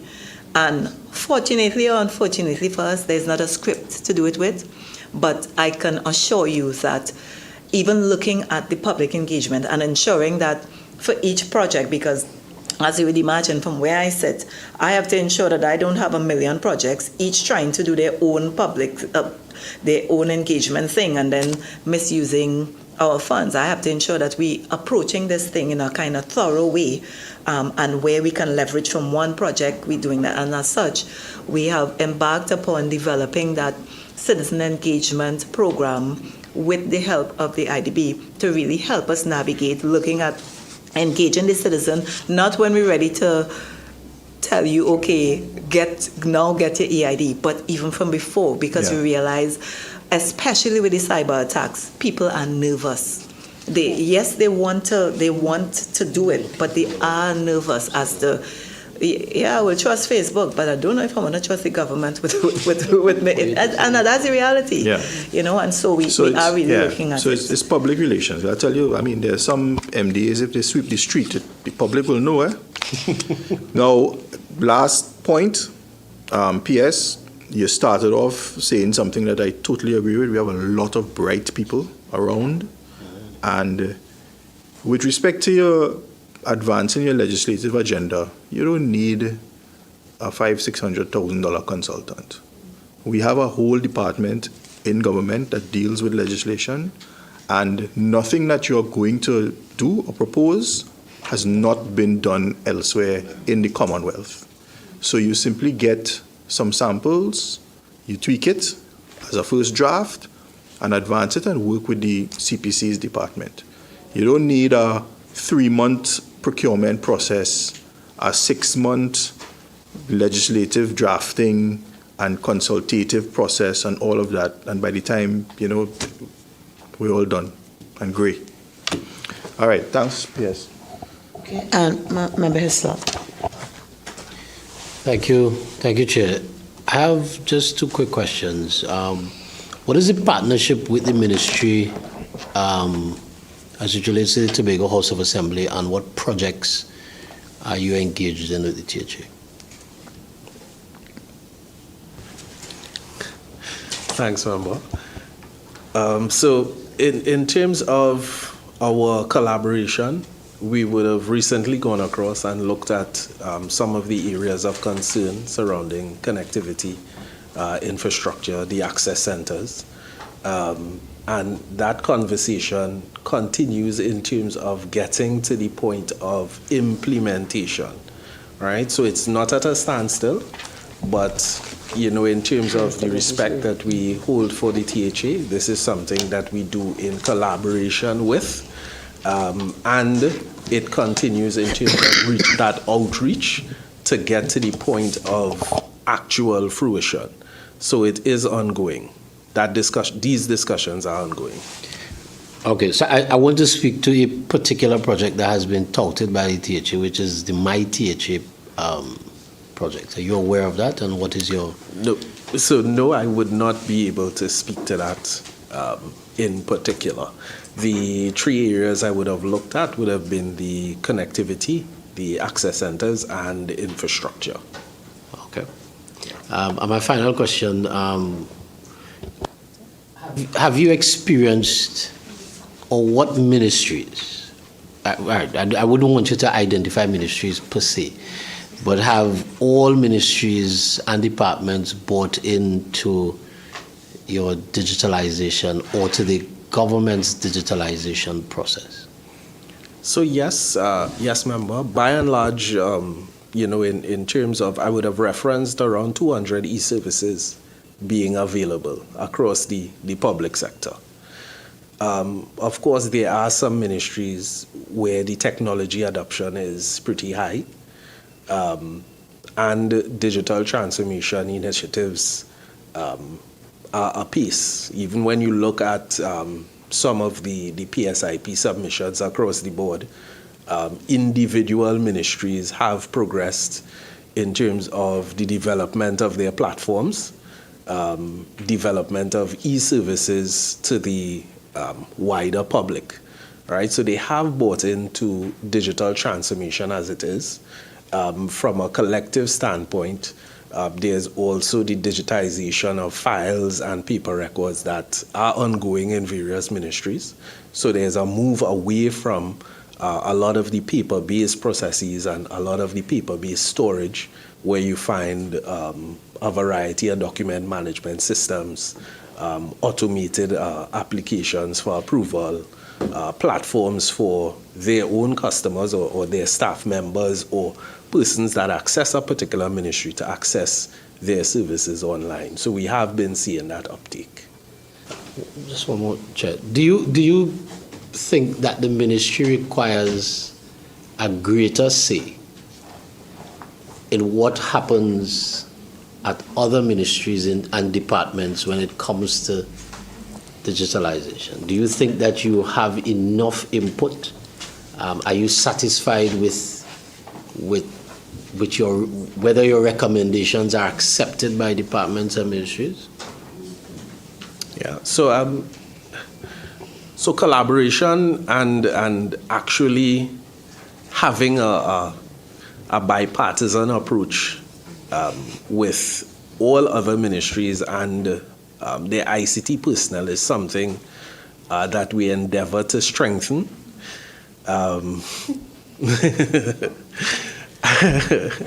Right? I would always advocate for, I would always advocate for a larger voice for digital transformation.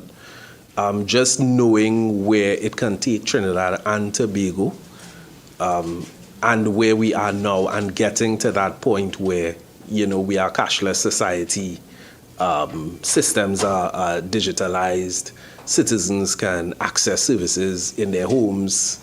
The support for all of these systems is online. Everyone is digitally literate. They accept and adopt platforms because of the use case. So I would always advocate for that for the Ministry of Digital Transformation, but I wouldn't do so at the expense of any negative impact to relationship building and ongoing relationships that we may have with ministries and our partners as well. Thank you, Chris. I think I got the answer. Thank you. Member Webster Roy. Thank you, Madam Chair. Mrs. Francis Scott, in your response to Member Mitchell, you noted that you were using a phased approach for the implementation of the EID, and you were grouping agencies and departments into groups of 9. You said that some agencies were advocating to be in the first grouping. What I wanted to know, if you could give me an idea of the different entities within the first 2 groupings you have, please.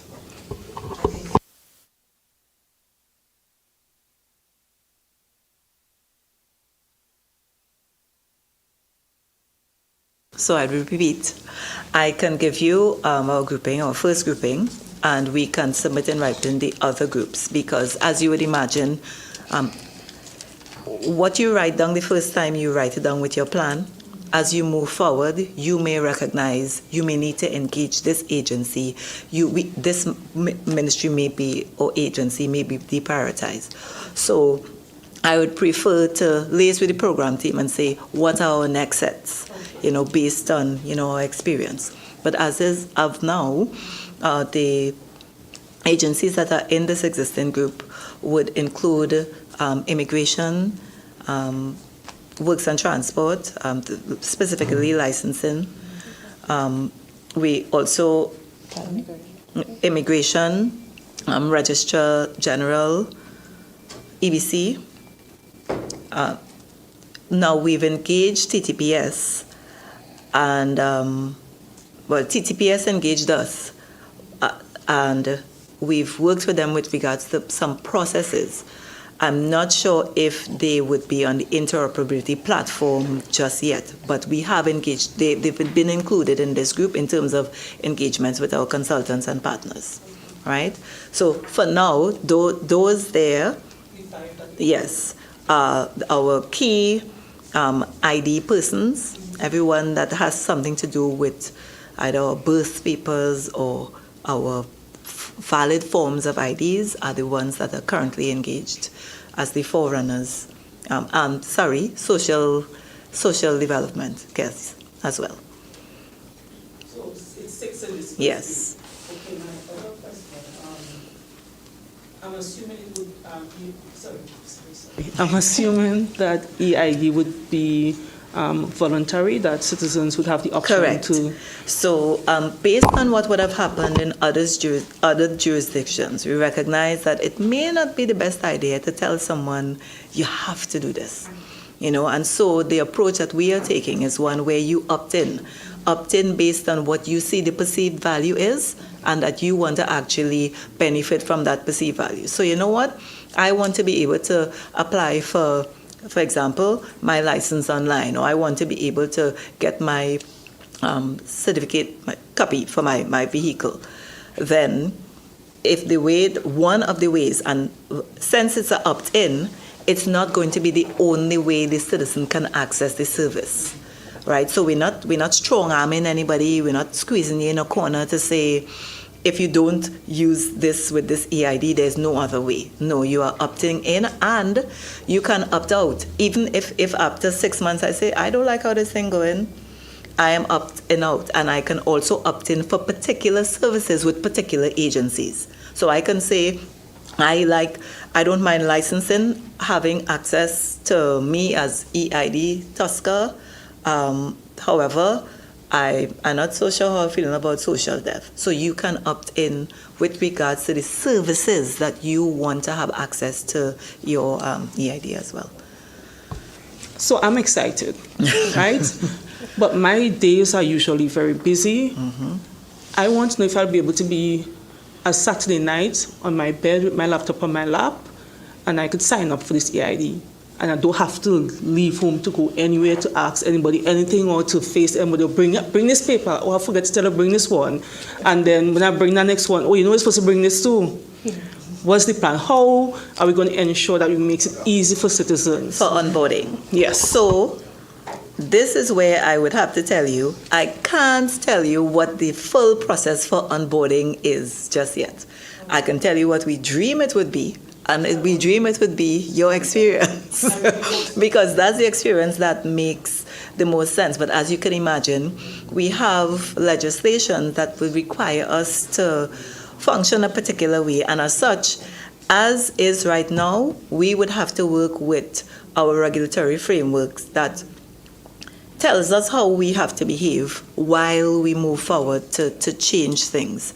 But to say that we have documented precisely what the onboarding process would be yet for EID, we would not have, because that will largely be dependent on the tool that is finalized, the application, and the platform that we finalize in terms of using, and then that will kind of tell us what leverage we have, what ability we have to do the different things that we want to do.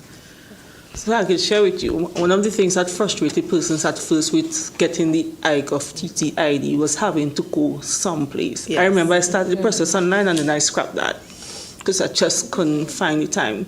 So just as we look towards the future to ensure we make it as easy as possible for citizens to get excited to be a part of the process. Yeah. You're welcome. So I wanted to ask this, and I'm not sure if it's to the PS or the head of finance, iGovTT. Now, and I stand corrected from my earlier intervention, in that as your request was 69 million, the appropriation is 24 million, so your shortfall is 45. Is that correct?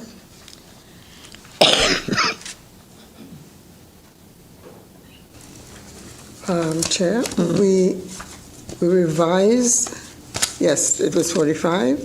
But we revised the request after we had received the 24 million. Right, but you got an appropriation of 24, so your shortfall would have been 45. I'm correct? Yes. Yes. Yeah. Okay. Now, do you all receive income? I got an impression from Mrs. Francis Scott We, for the first time, we actually received some income in the last fiscal in terms of project fees. Project fees? Yeah. Okay, and that is the 79 million? Would that be 79? 79. No, no, no. No? No, John. Oh, that's the 38.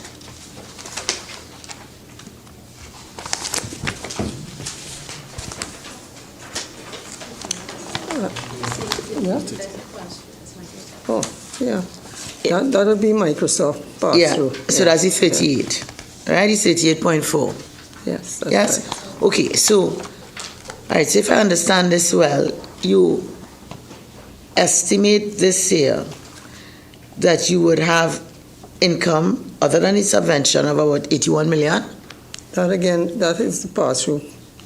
The 53 million, you would notice, is 53.4 million. Yes. Would be the pass-through for the MEA. Yes. And we are short 27.8 million. Okay. After we revise our income. So the cash in bank, the cash from bank?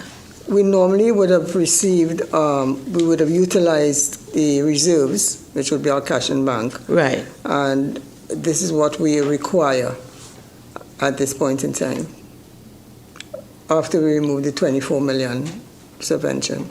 Right, but what I'm asking is, and you'll excuse me because I need really some clarification on this. My understanding would have been, and you'll correct me, that having regard to the appropriation and the income from other sources, okay, you really have a shortfall of 17 million. 27 million. Of 27 million. 27.8 million. And that's where you're showing for cash from bank? Yes. But isn't that income? No, that's not income. No? No. No. Okay. Because So I think there are that's where we have a difficulty in understanding. Because when you carry it over to your increase or decrease column. So our total expenditure for the fiscal, if we look at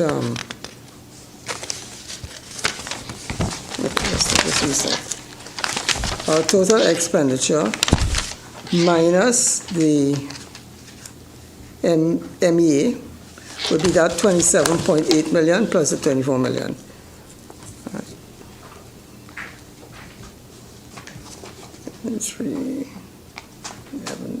Which is 51.8 million. Okay, let me see. We only received 24, that would leave us with a shortfall of 27 million. 27.8. All right. Well, I think we all having a little challenge in understanding what is being shown as Appendix A, 8. Do you think you understand it? What? Just there, Appendix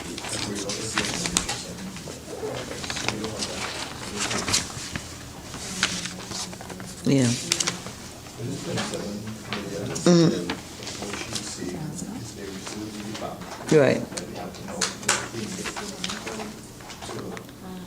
So, okay, so it's not really income. So then you, yeah. Yes.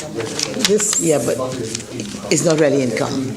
Yes. And that was the difficulty in us understanding this statement. Yeah? So it's not really income. No. So the shortfall is slightly less than the 45 million. If we put in your income of 53. So the original budget that we submitted, that we requested was 69.6 million. We revised it after we were allocated our subvention of 24 million. Right. And we revised it downwards to 51.8 million.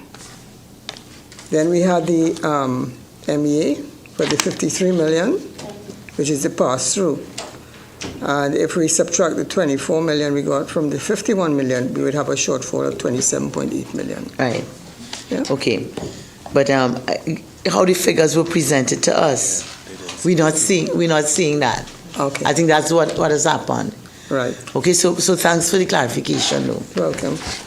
Okay, and therefore, I think two of the questions that we wanted to ask, again, based on some things in your submissions,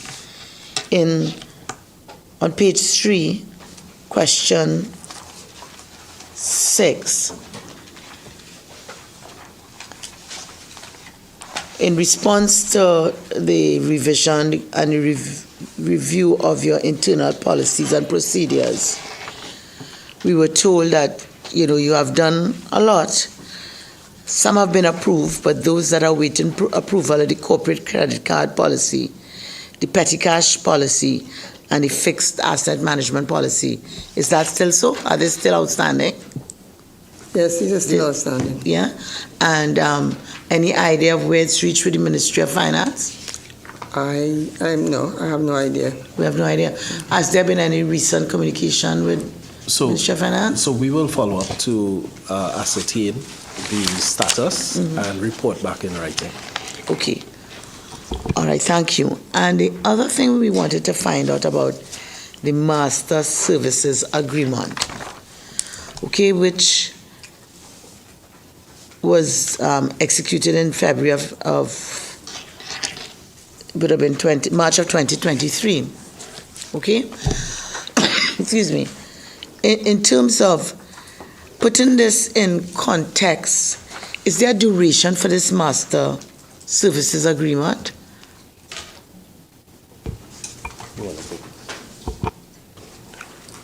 Thanks, Chair, for the question. So the Master Services Agreement was meant to pull together all of the elements of contract management, project management by iGovTT for a variety of digitalization projects to be implemented by the MDT. So it concerns procurement, all of the evaluation items, subsequent reporting of the process and progress of various elements relative to that project oversight as the executing arm. It treats with the considerations for access centers, TT Wi-Fi, the data center, all of these projects that we would have mentioned earlier with the exception to some part of the EID. But by and large, it is the umbrella agreement that we would have entered into for those services as provided by iGovTT. All right, so it's a sort of overarching agreement. Yes. And when you engage iGovTT, let's say, I think that's when Mrs. Francis, is some fee paid to them? So yes, as a matter of fact, in terms of the professional fees and project management fees, that is a quantum of, and is stipulated within the Master Services Agreement for particular projects as well. Have they been paid for any services? So yes, as long as we embark upon a project, the professional fees are remitted to iGovTT as well, yes. Okay, so could you share with us in writing what sort of professional fees if the agreement should be about a year now, within the duration of the agreement? Yes, Chair. Right, thank you. Mr. Mitchell. Yeah, just piggybacking off of that, Ms. Ferreira just said that last year you were able to, you got, is it 64,587 in project management fees?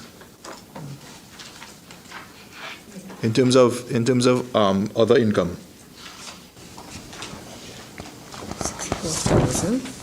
No, I didn't. No, remember, I didn't say that. Okay, I thought you said last year you were able to. We received some project management fees, but not to that extent. Okay. 8 million? What is his project income? The reason I'm asking, the project management fees for state enterprises usually range between 4% and 7%. And you all have been in existence for over 15 years now.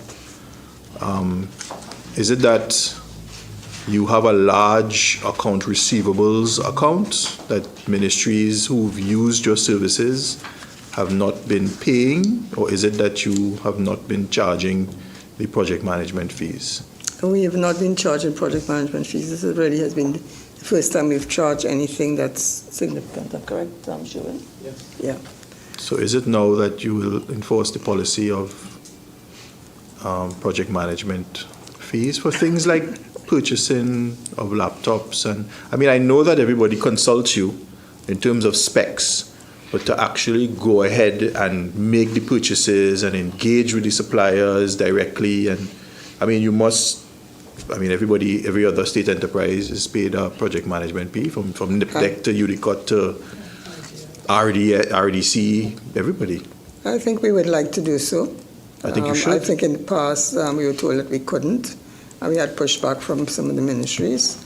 But I believe our new CEO, our CEO, is working towards making sure that that happens going forward. Yeah. Okay. P.S., could you tell us, right, and I'm asking this question because I saw, there's a local election going on in Jamaica, and there's this big boast about their digital penetration or the level of digital literacy, or whatever the term is. Can you tell us what it is in Trinidad and Tobago? I'm sure we're way more advanced. I think it's saturated, actually. Yeah.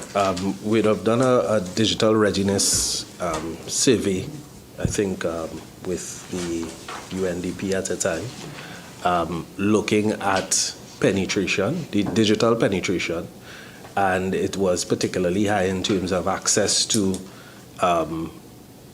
connectivity. There are some areas of concern, especially with regards to the rural areas. And of course, in actioning some of those, that actually led to the pursuance of concessions with low Earth orbit concessionaires, the expansion of connectivity in some of those areas, and even the Ministry of Digital Transformation looking into and researching TV white space. This is something that continues to be of concern for the rural areas, but with regards to the urban areas, the penetration is high. While I cannot give you the specific percentage, it is higher than most for regional countries. I think that is something that you should determine and publish. And can I ask you as well, what is the status of I forget the name of the fund, but the fund that is supposed to, that Universal Service Fund. Right, so. And rural penetration. Okay, good. So, and this is where there's a tie-in with the TT Wi-Fi. So, for instance, under the USF, the Universal Service Fund, tied together with the ISPs, would look at reinvesting into the infrastructural framework and connectivity framework or infrastructure within Trinidad and Tobago. All right? There have been USF applications of TT Wi-Fi for schools, primary schools, as well as secondary schools in rural areas, with regards to the rural areas that we would have looked at, and some of the health centers, as well as on the Ministry of Digital Transformation side, looking at the regional corporation and some of the more populated congregation areas. So there is a concerted effort via the USF to address that disparity, or some areas of disparity with regards to connectivity, and it has been ongoing. I think when last I left the Ministry of Education, the USF would have been utilized to provide connectivity to roughly about 45 to 64 primary schools in rural areas. So that fund is working, and it is bringing some level of relief to persons who may not have had connectivity. As it is right now, they would have completed around 68 schools, 25 libraries, 13 transport hubs, and I think it's allocated to be at 91 health institutions as well. Okay. So with that, with the level of digital penetration and digital literacy, we are well prepared to proceed with the national EID and interoperability and those things. So we're just waiting on yourselves. So the digital literacy will be an ongoing process to get everyone on board, while there is that, because there are some instances of the familiarity with technology, and then of course ensuring that we also consider persons with disabilities, the elderly or senior citizens, to make sure we don't leave anyone behind. Yeah. So that consideration is inherent. So yes. Okay, Mrs. Morris Julian. Thank you very much, Madam Chair. Madam Chair, I have a question from I have two questions from the public. So one through you, Madam Chair, to the program manager. The projects that received the funding releases, I don't know if I've missed that. Can we? No, I didn't. So I can specify. We had ISE, which is the. Thank you. We had ISE, which is our integrated service center project. Before we had that at 6.6 million, awaiting releases from Ministry of Finance, and I believe those releases were received. PS, is it fair to say earlier this week? Yes. Right. So, of course, we'd expect to receive the check later this week or early next week. In addition to that, we have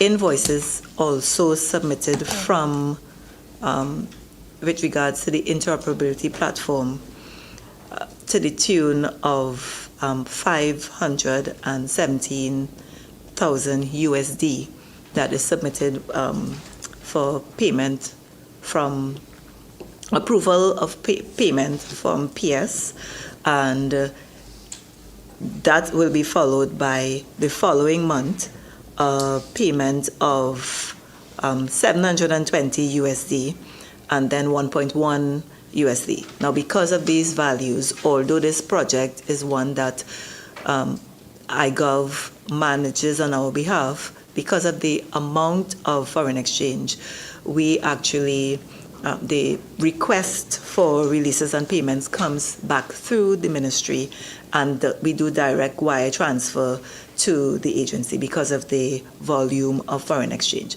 But that can be expected this month, next month, and the following month subsequently. One last question. Now, I didn't notice Dabity O'Meara when you spoke about the access centers, but I do know, P.S., this is for you, that Dabity O'Meara will be included. And I think it's actually something is happening there, if I'm not mistaken. But the public wants to know exactly who owns the access centers, right, and therefore who is responsible for the maintenance, the approval of the use for public, and as well as the security of the items. I remembered.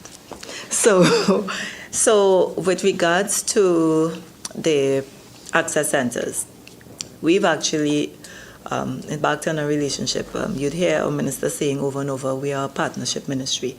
So instead of us going and creating these buildings, is there a ministry with access to community centers? And so we've teamed up with the Ministry of Community Development. So where they have centers that may need refurbishment, that's where we partner with them. We may come in and assist with the refurbishment so as to have the access center available for use. Or if we know there's a new community center that will be made available. We partner with them to ensure that we outfit the new Access Center in a way that when it's launched, new and spanking, it's also launched with the Access Center. But so who owns it, really and truly, is the Ministry of Community Development. But in partnership with them, we are responsible for the management and operation of the Access Center itself. Member Mark.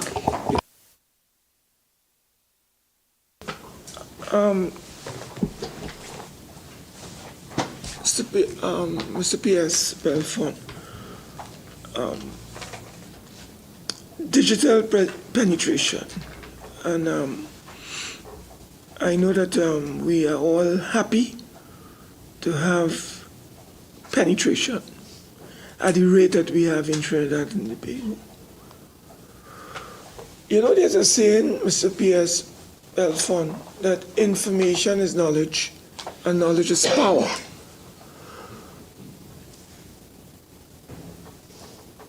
Who will have access? Who will control this data center that you mentioned earlier that is to be constructed at Phoenix Park? Who will be the owners? Who will have access to all this data? Is it the government of Trinidad and Tobago? Is it the Ministry of Digital Transformation?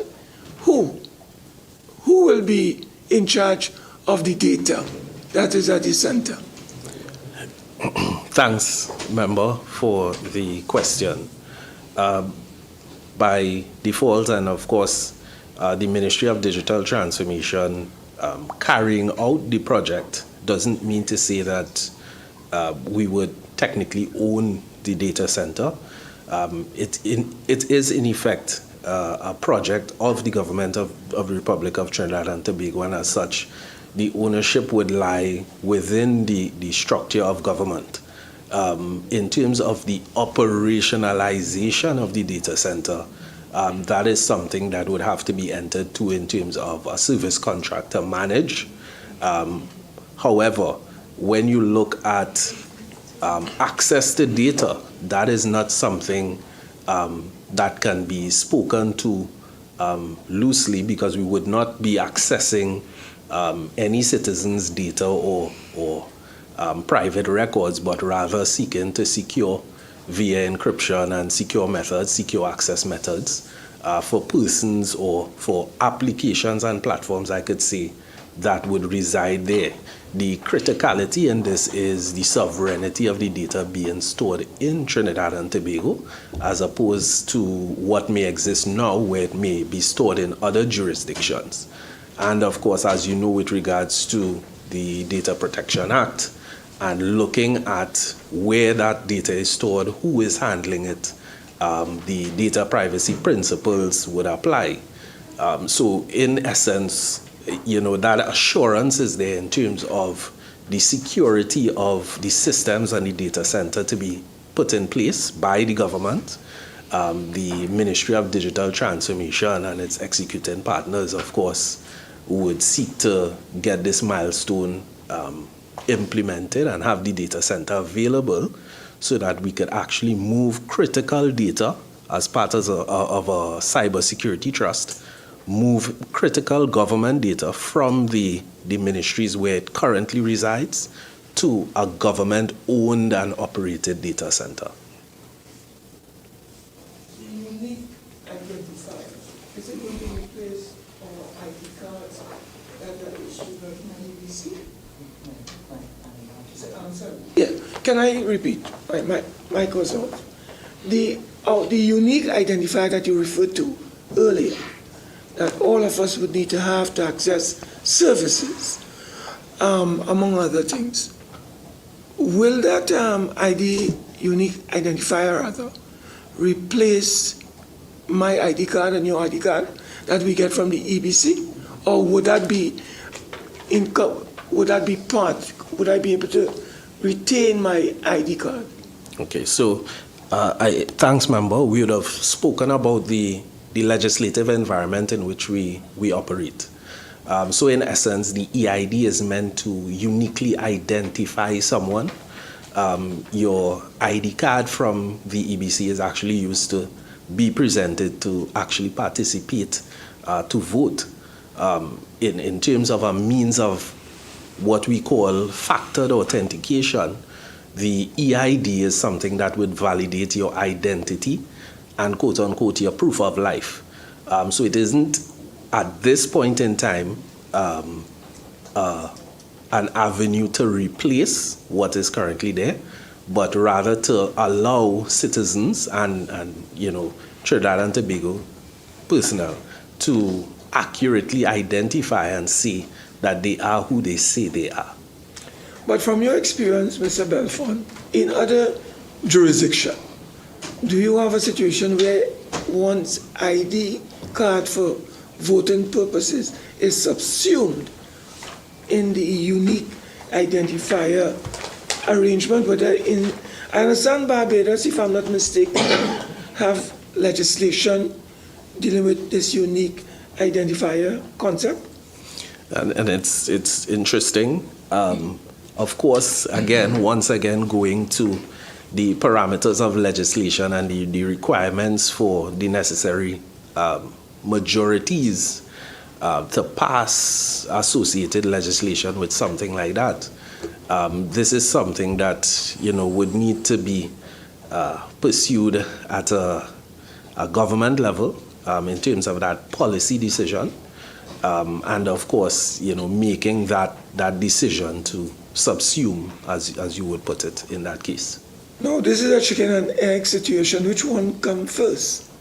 Because do you anticipate, or at this stage, can you share with this committee, where are we with, one, the unique identifier legislative framework? Because we can't be talking about digital penetration, we can't be talking about transformation, trade, digital economy, cashless society, and we don't have from the ministry that is driving this process an appreciation as to when would the appropriate legislative framework come. Is it going to come after, will it come before, or is it going to be in conjunction? I'm not too clear. I'm trying to get clarification. Sure, and just to provide a position, I would tell you that while the legislation is important, the Ministry of Digital Transformation has a package of legislation that will be reviewed in 2024, and of course that package of legislation will be done in or reviewed in collaboration with the Ministry of the Attorney General and Legal Affairs, and then subsequent to which, if there is that decision by the government on same in terms of whether or not it is before or in parallel to the rollout of the e-identifier, I think at that point we would pronounce. But before that aspect is pronounced upon by the government, I would not presume to see either. Would you care to share with this committee what is the thinking as it relates to possible pieces that you have in mind of legislation? I would just reference the usage of an EID, the use cases, possibly the legality, and in terms of the overarching framework or providing the legislative environment for citizens to adopt. But again, that is something that would be pronounced upon more fully when the legislation is reviewed by the Ministry of Attorney General and subsequently by the government of Trinidad and Tobago. The Ministry of Digital Transformation has been outfitted? To some extent, we do have level 14 at Tower C, which is fully outfitted. Level 13 is currently in the process of being outfitted to transition staff members who are present there to move from the National Library building to level 13 at Tower C. And how was this outfitting executed? Did you procure a consultant for that whole project? So in terms of the adequate processes for the outfitting, if you're speaking about level 14, with the startup of the ministry, that is something, of course, with due procurement practice, we would have gone out and procured furniture, equipment, and done the subsequent outfitting of FF&E, well, furniture, fixtures, and equipment. It is expected to follow the same format and compliance with procurement legislation for level 13. And any idea what would it have cost you all to outfit? Okay, so in essence, we would have received an estimate, an allocation, I should say this year, but it does not mean that the entire allocation would be utilized because we seek value for money via a transparent process, so it would essentially be less than what is allocated at this time. Yeah, but you haven't answered me. What is the estimate? So at this right, so that allocation was 5 million. Thank you. Now, as it relates to cyber security unit and its establishment, right? Could you tell this committee what is the status of this project? All right, so the Ministry of Digital Transformation would have placed a keen focus on cybersecurity, in that so we actually have a Deputy National Chief Digital Officer whose role is cybersecurity. And the recruitment of persons for his unit is currently ongoing. Of course, I would have mentioned some of the challenges in terms of attracting and retaining talent to fill those positions. The first phase of the recruitment would not have been thoroughly successful in terms of getting persons to assume. So this is something that we would have to re-embark to get personnel to be employed at the ministry under our Deputy National Chief Digital Officer for cybersecurity. In terms of a fraud policy, I know you're a young ministry. Have you looked at formulating a fraud policy, or do you have in existence a fraud policy at this material time? So yes, when you look at, and I'd like to make a point here in terms of fraud, there are applicable processes within the public sector that deals with the identification of compliance with fraudulent processes as they may occur, right? And what you action, as it will, when it happens or if it should happen. The essence of fraud prevention is actually baked into a lot of the processes for the submission of project briefs, project management oversight, management touchpoint meetings, the reporting of project spends, expenditure, itemized cost, materials, asset registers being available. All of these things are actually done at every level, and it is reported on. There's also the external factor of the internal, the Auditor General to look at the records of particular ministries as they so choose, to assess whether or not that level of fraud prevention is present, and report on same and make recommendations to strengthen the internal controls against fraud. So it is by and large an inherent part of the public sector in terms of the prevention of fraud. So the ministries themselves do not really actively promote fraud policies? Yes. Is that what you said? Yes, they do. It is inherent in every process, as I would have mentioned, from reporting the asset management, your asset register, your project expenditure, your cost control, your project briefs, requests for approvals, all of these things. So it is native to any ministry. Yeah, I think just let me be simple and straightforward and clear. Can you tell this committee if in the Ministry of Digital Transformation there exists a fraud policy? That is what I want to find out. Is there a fraud policy? That's all. So I would tell you... Yes or no? No. Well, that's what I want to find out.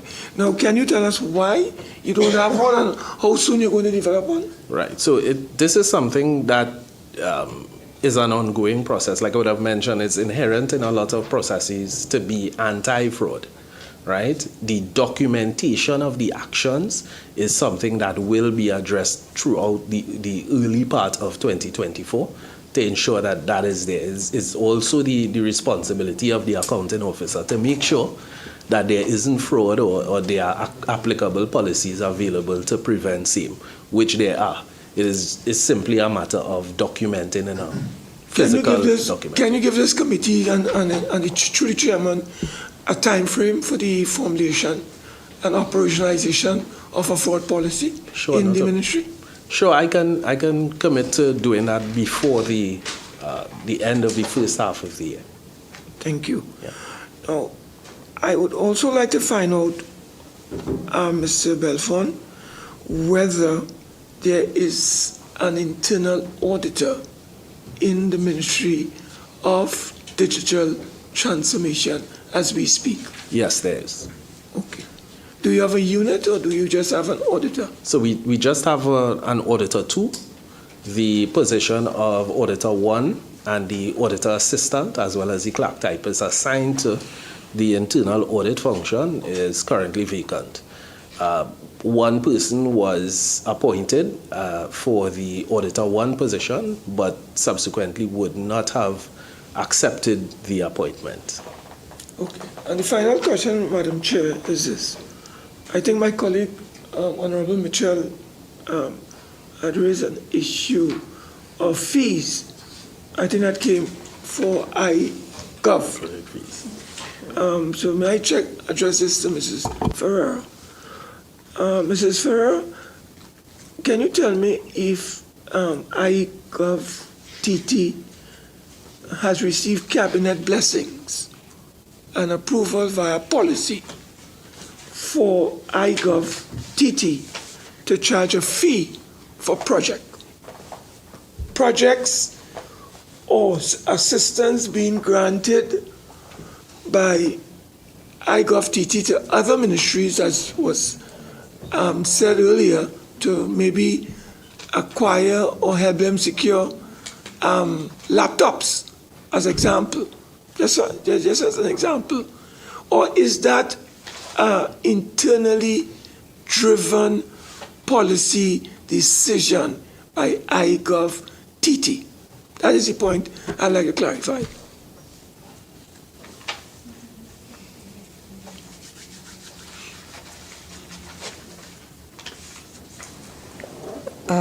Remember, this was when we incorporated in inception. We never went forward with doing anything, but it's a more recent thing that we started to do. No.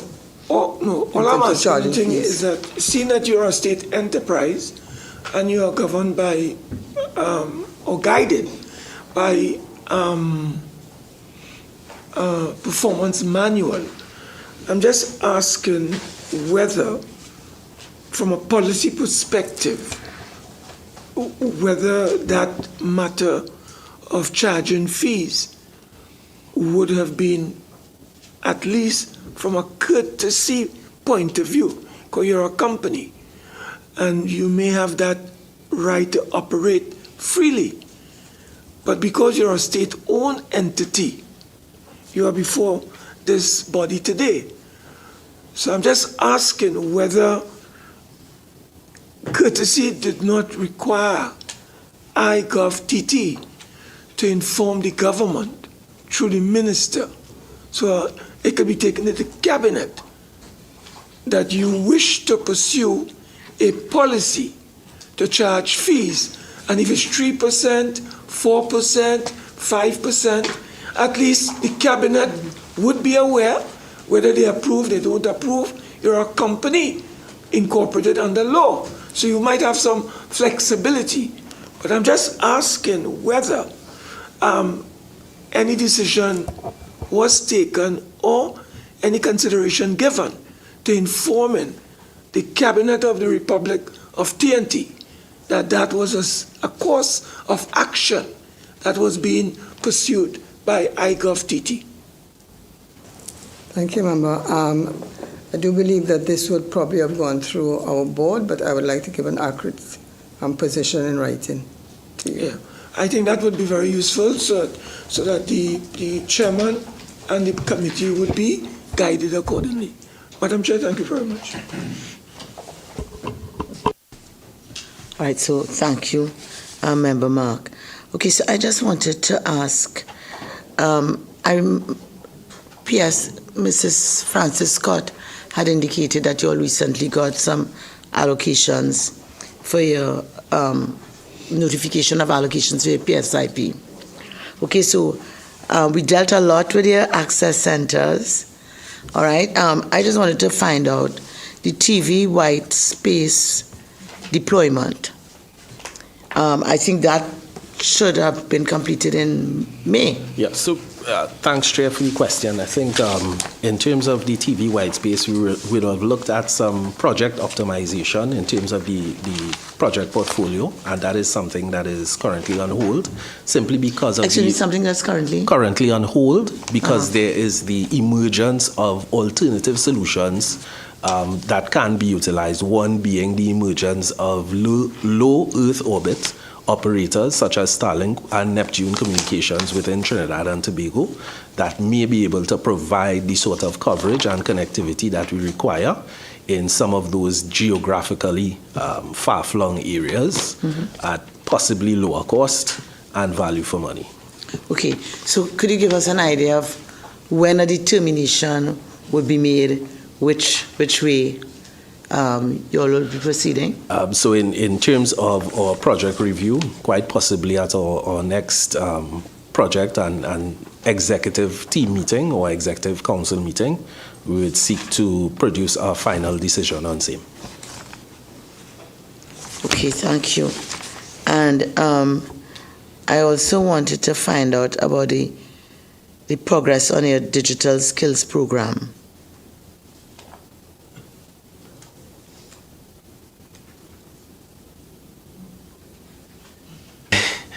All right, so digital skills program, that is currently in progress.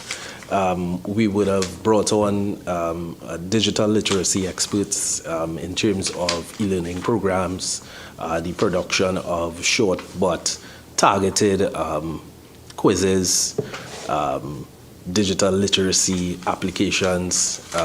We would have looked at upskilling via our collaborations with WeLearnTT, as well as YTEP and Coursera, Linux Foundation, and Google. So that is an ongoing process. Okay, so because I think we had spoken about some aspects of it, excuse me, which I expect you would, you were saying that you could access in the access centers and so on. And at home as well. And at home, yeah. Yes. So does this project come to an end, or is it going to be an ongoing project? Because based on what I'm seeing here, there's a completion date of December 24, unless I'm... Yeah, no. So it's an ongoing process because digital skills and the retraining and upskilling required for some of the jobs of tomorrow, and then the technical competency that we seek to increase within society is something that would be ongoing. So it's not going to be, even though there's an end for the fiscal, but it doesn't mean that the program itself would end. Okay. So one last thing, just so that I understand. When we say the end for the fiscal, that would be December 24? No, it would be September 2024 in terms of our fiscal. Okay. But the program would run to December. Into the other fiscal and end in December. Yeah. And a new program will then... Yes. All right. Okay, thank you very much. Now, I just wanted to follow on the conversation with Member Mark and the fraud policy and so. and your statement about the role of the accounting officer. So in terms of the question we had asked with respect to who would be responsible for the prevention, detection, and so of fraud in your ministry, I take it from your answers it would be you, the accounting officer. Yeah, simply because of the accounting of public expenditure. Yes. And that's why I brought up the element of it being inherent in all of our processes within project cost reporting, as well as the safeguarding of assets, the accounting officer being the custodian of such items on behalf of. So that is a critical component. It is practiced in terms of anti-fraud and fraud prevention measures. So in terms of all the documents against and having accurate inventories, all of these things, reporting on itemized cost within projects, looking at cost variances, standard cost accounting, that is actually done. But as pointed out, the written form, which is the fraud policy, that is something that could be easily done and submitted. All right, so let me ask this. In terms of, I would be correct then in concluding that since you have been PS, there have been no instances of fraud in the projects being administered by your ministry? None whatsoever. Okay. Now, I want to find out, in terms of, you've told me there are processes, and I like that. So, do you receive weekly updates of the decision record logs and the change request logs? So yes, and of course, all of these things, because we establish a baseline very early on within the project conceptualization, the cost variance rarely ever changes, right? From what is anticipated to what is actually spent. In some instances, and in relation to spend, many of our projects, because they utilize open source software, they would incur a zero cost. So in terms of tracking the progress of some of these projects, that actual spend is not really a true indicator of how far we've reached, but rather the efforts that we've made and articulated during the course of the hearing. Yeah. And in terms of this, I know you've indicated that your internal audit unit is not fully staffed. Has that affected the operations of the internal audit? To some extent, even though I would have received the audit work program for this year and subsequent years that I have been there, the elements of auditing project expenditure would require additional personnel to be able to undertake the work, but not only the personnel, but the relevant skill sets.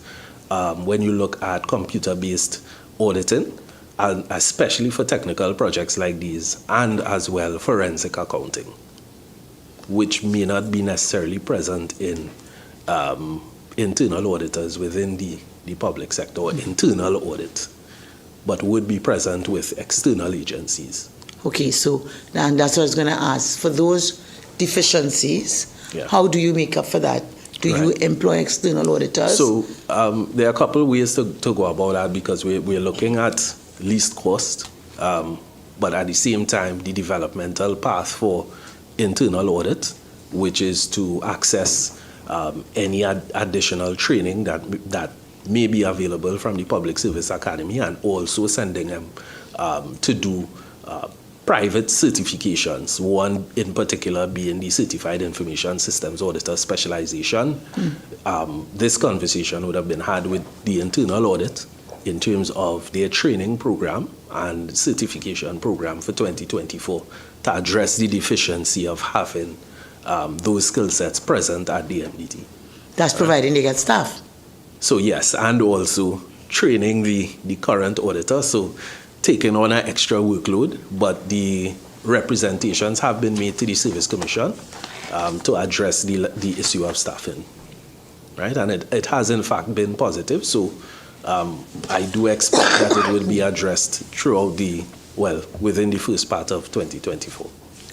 Okay, is there any other staff available within your ministry to train in the audit function? Not from that aspect, because when you also look at fraud prevention, you look at separation of duties. So they really have to come from within the audit function. Mm-hmm. And of course, the audit function reports directly to the PS, mm-hmm. or the accounting officer. So you want a person who has been not solid, I should say, with any other facet of the operations to come in and then pronounce upon the veracity of statements being presented, or fiscal prudence, as it were. Okay, and as in the last year, the auditor, because you say you get a program of work, I expect that the auditor in every year fulfills that program that is set out. Yes, sir. Has the auditor highlighted any deficiencies in procedures, functions in the last year? And if so, what steps have been taken to remedy those? Okay, so not to any large extent in terms of the areas that would have been audited. We have not received any deficiencies across the controls for inventory, project expenditure, or actually project files, documentation. This is something that has been ramped up, because as a digital first ministry, I should say, the on-paper documentation is something that would have been recognized as being moderate, and it has been more or less improved to being a parallel function because of the statutory obligations of keeping the appropriate records, even though the digital record exists. Okay, and might I ask, when last was an achievement report submitted to the Ministry of Planning and the Ministry of Finance? Yeah. So I can, just for inclusion, I will have, via you, Chair, Strategic Intelligence Specialist, answer. Hi, Chair. So we have been very prudent in submitting our achievement report.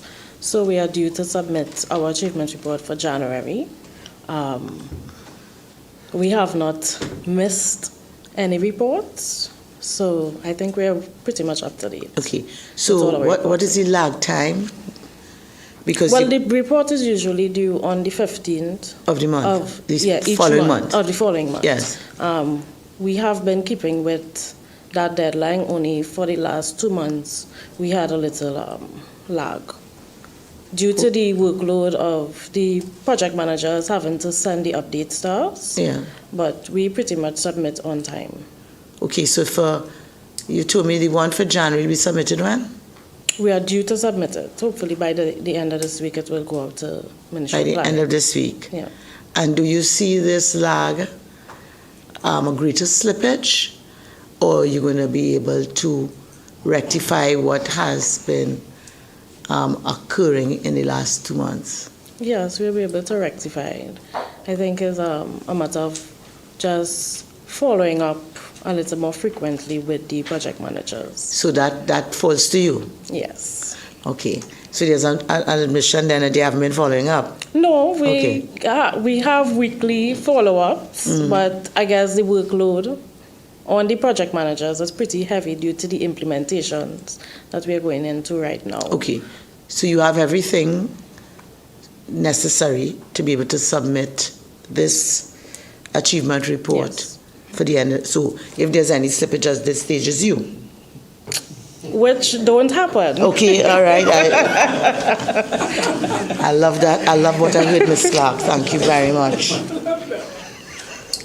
Okay, so are there any further questions? Yes, Member Islam.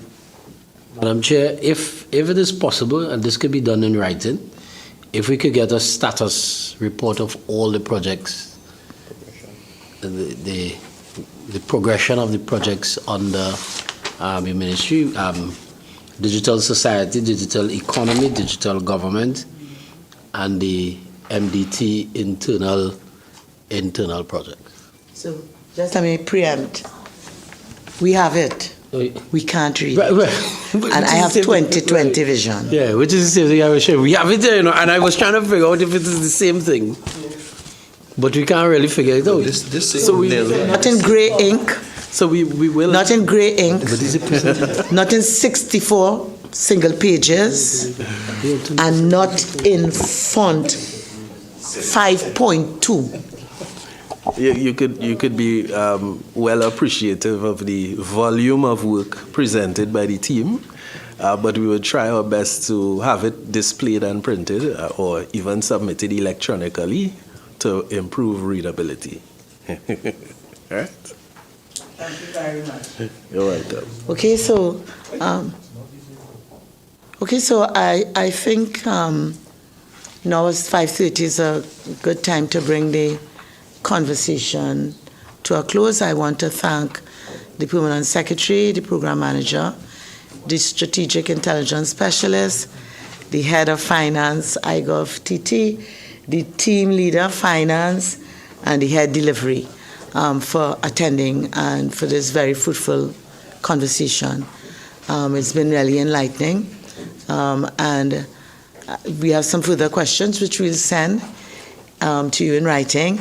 And Mr. P.S., you have given some undertakings, and Ms. Program Manager, so we'll remind you of the undertakings that you have given and with a deadline for those submissions. Okay, so I want to thank you all again. Reach home safely. And I want to thank the members of the public and the members of the media who followed us and stayed with us. This meeting is now suspended. Pleasant evening all.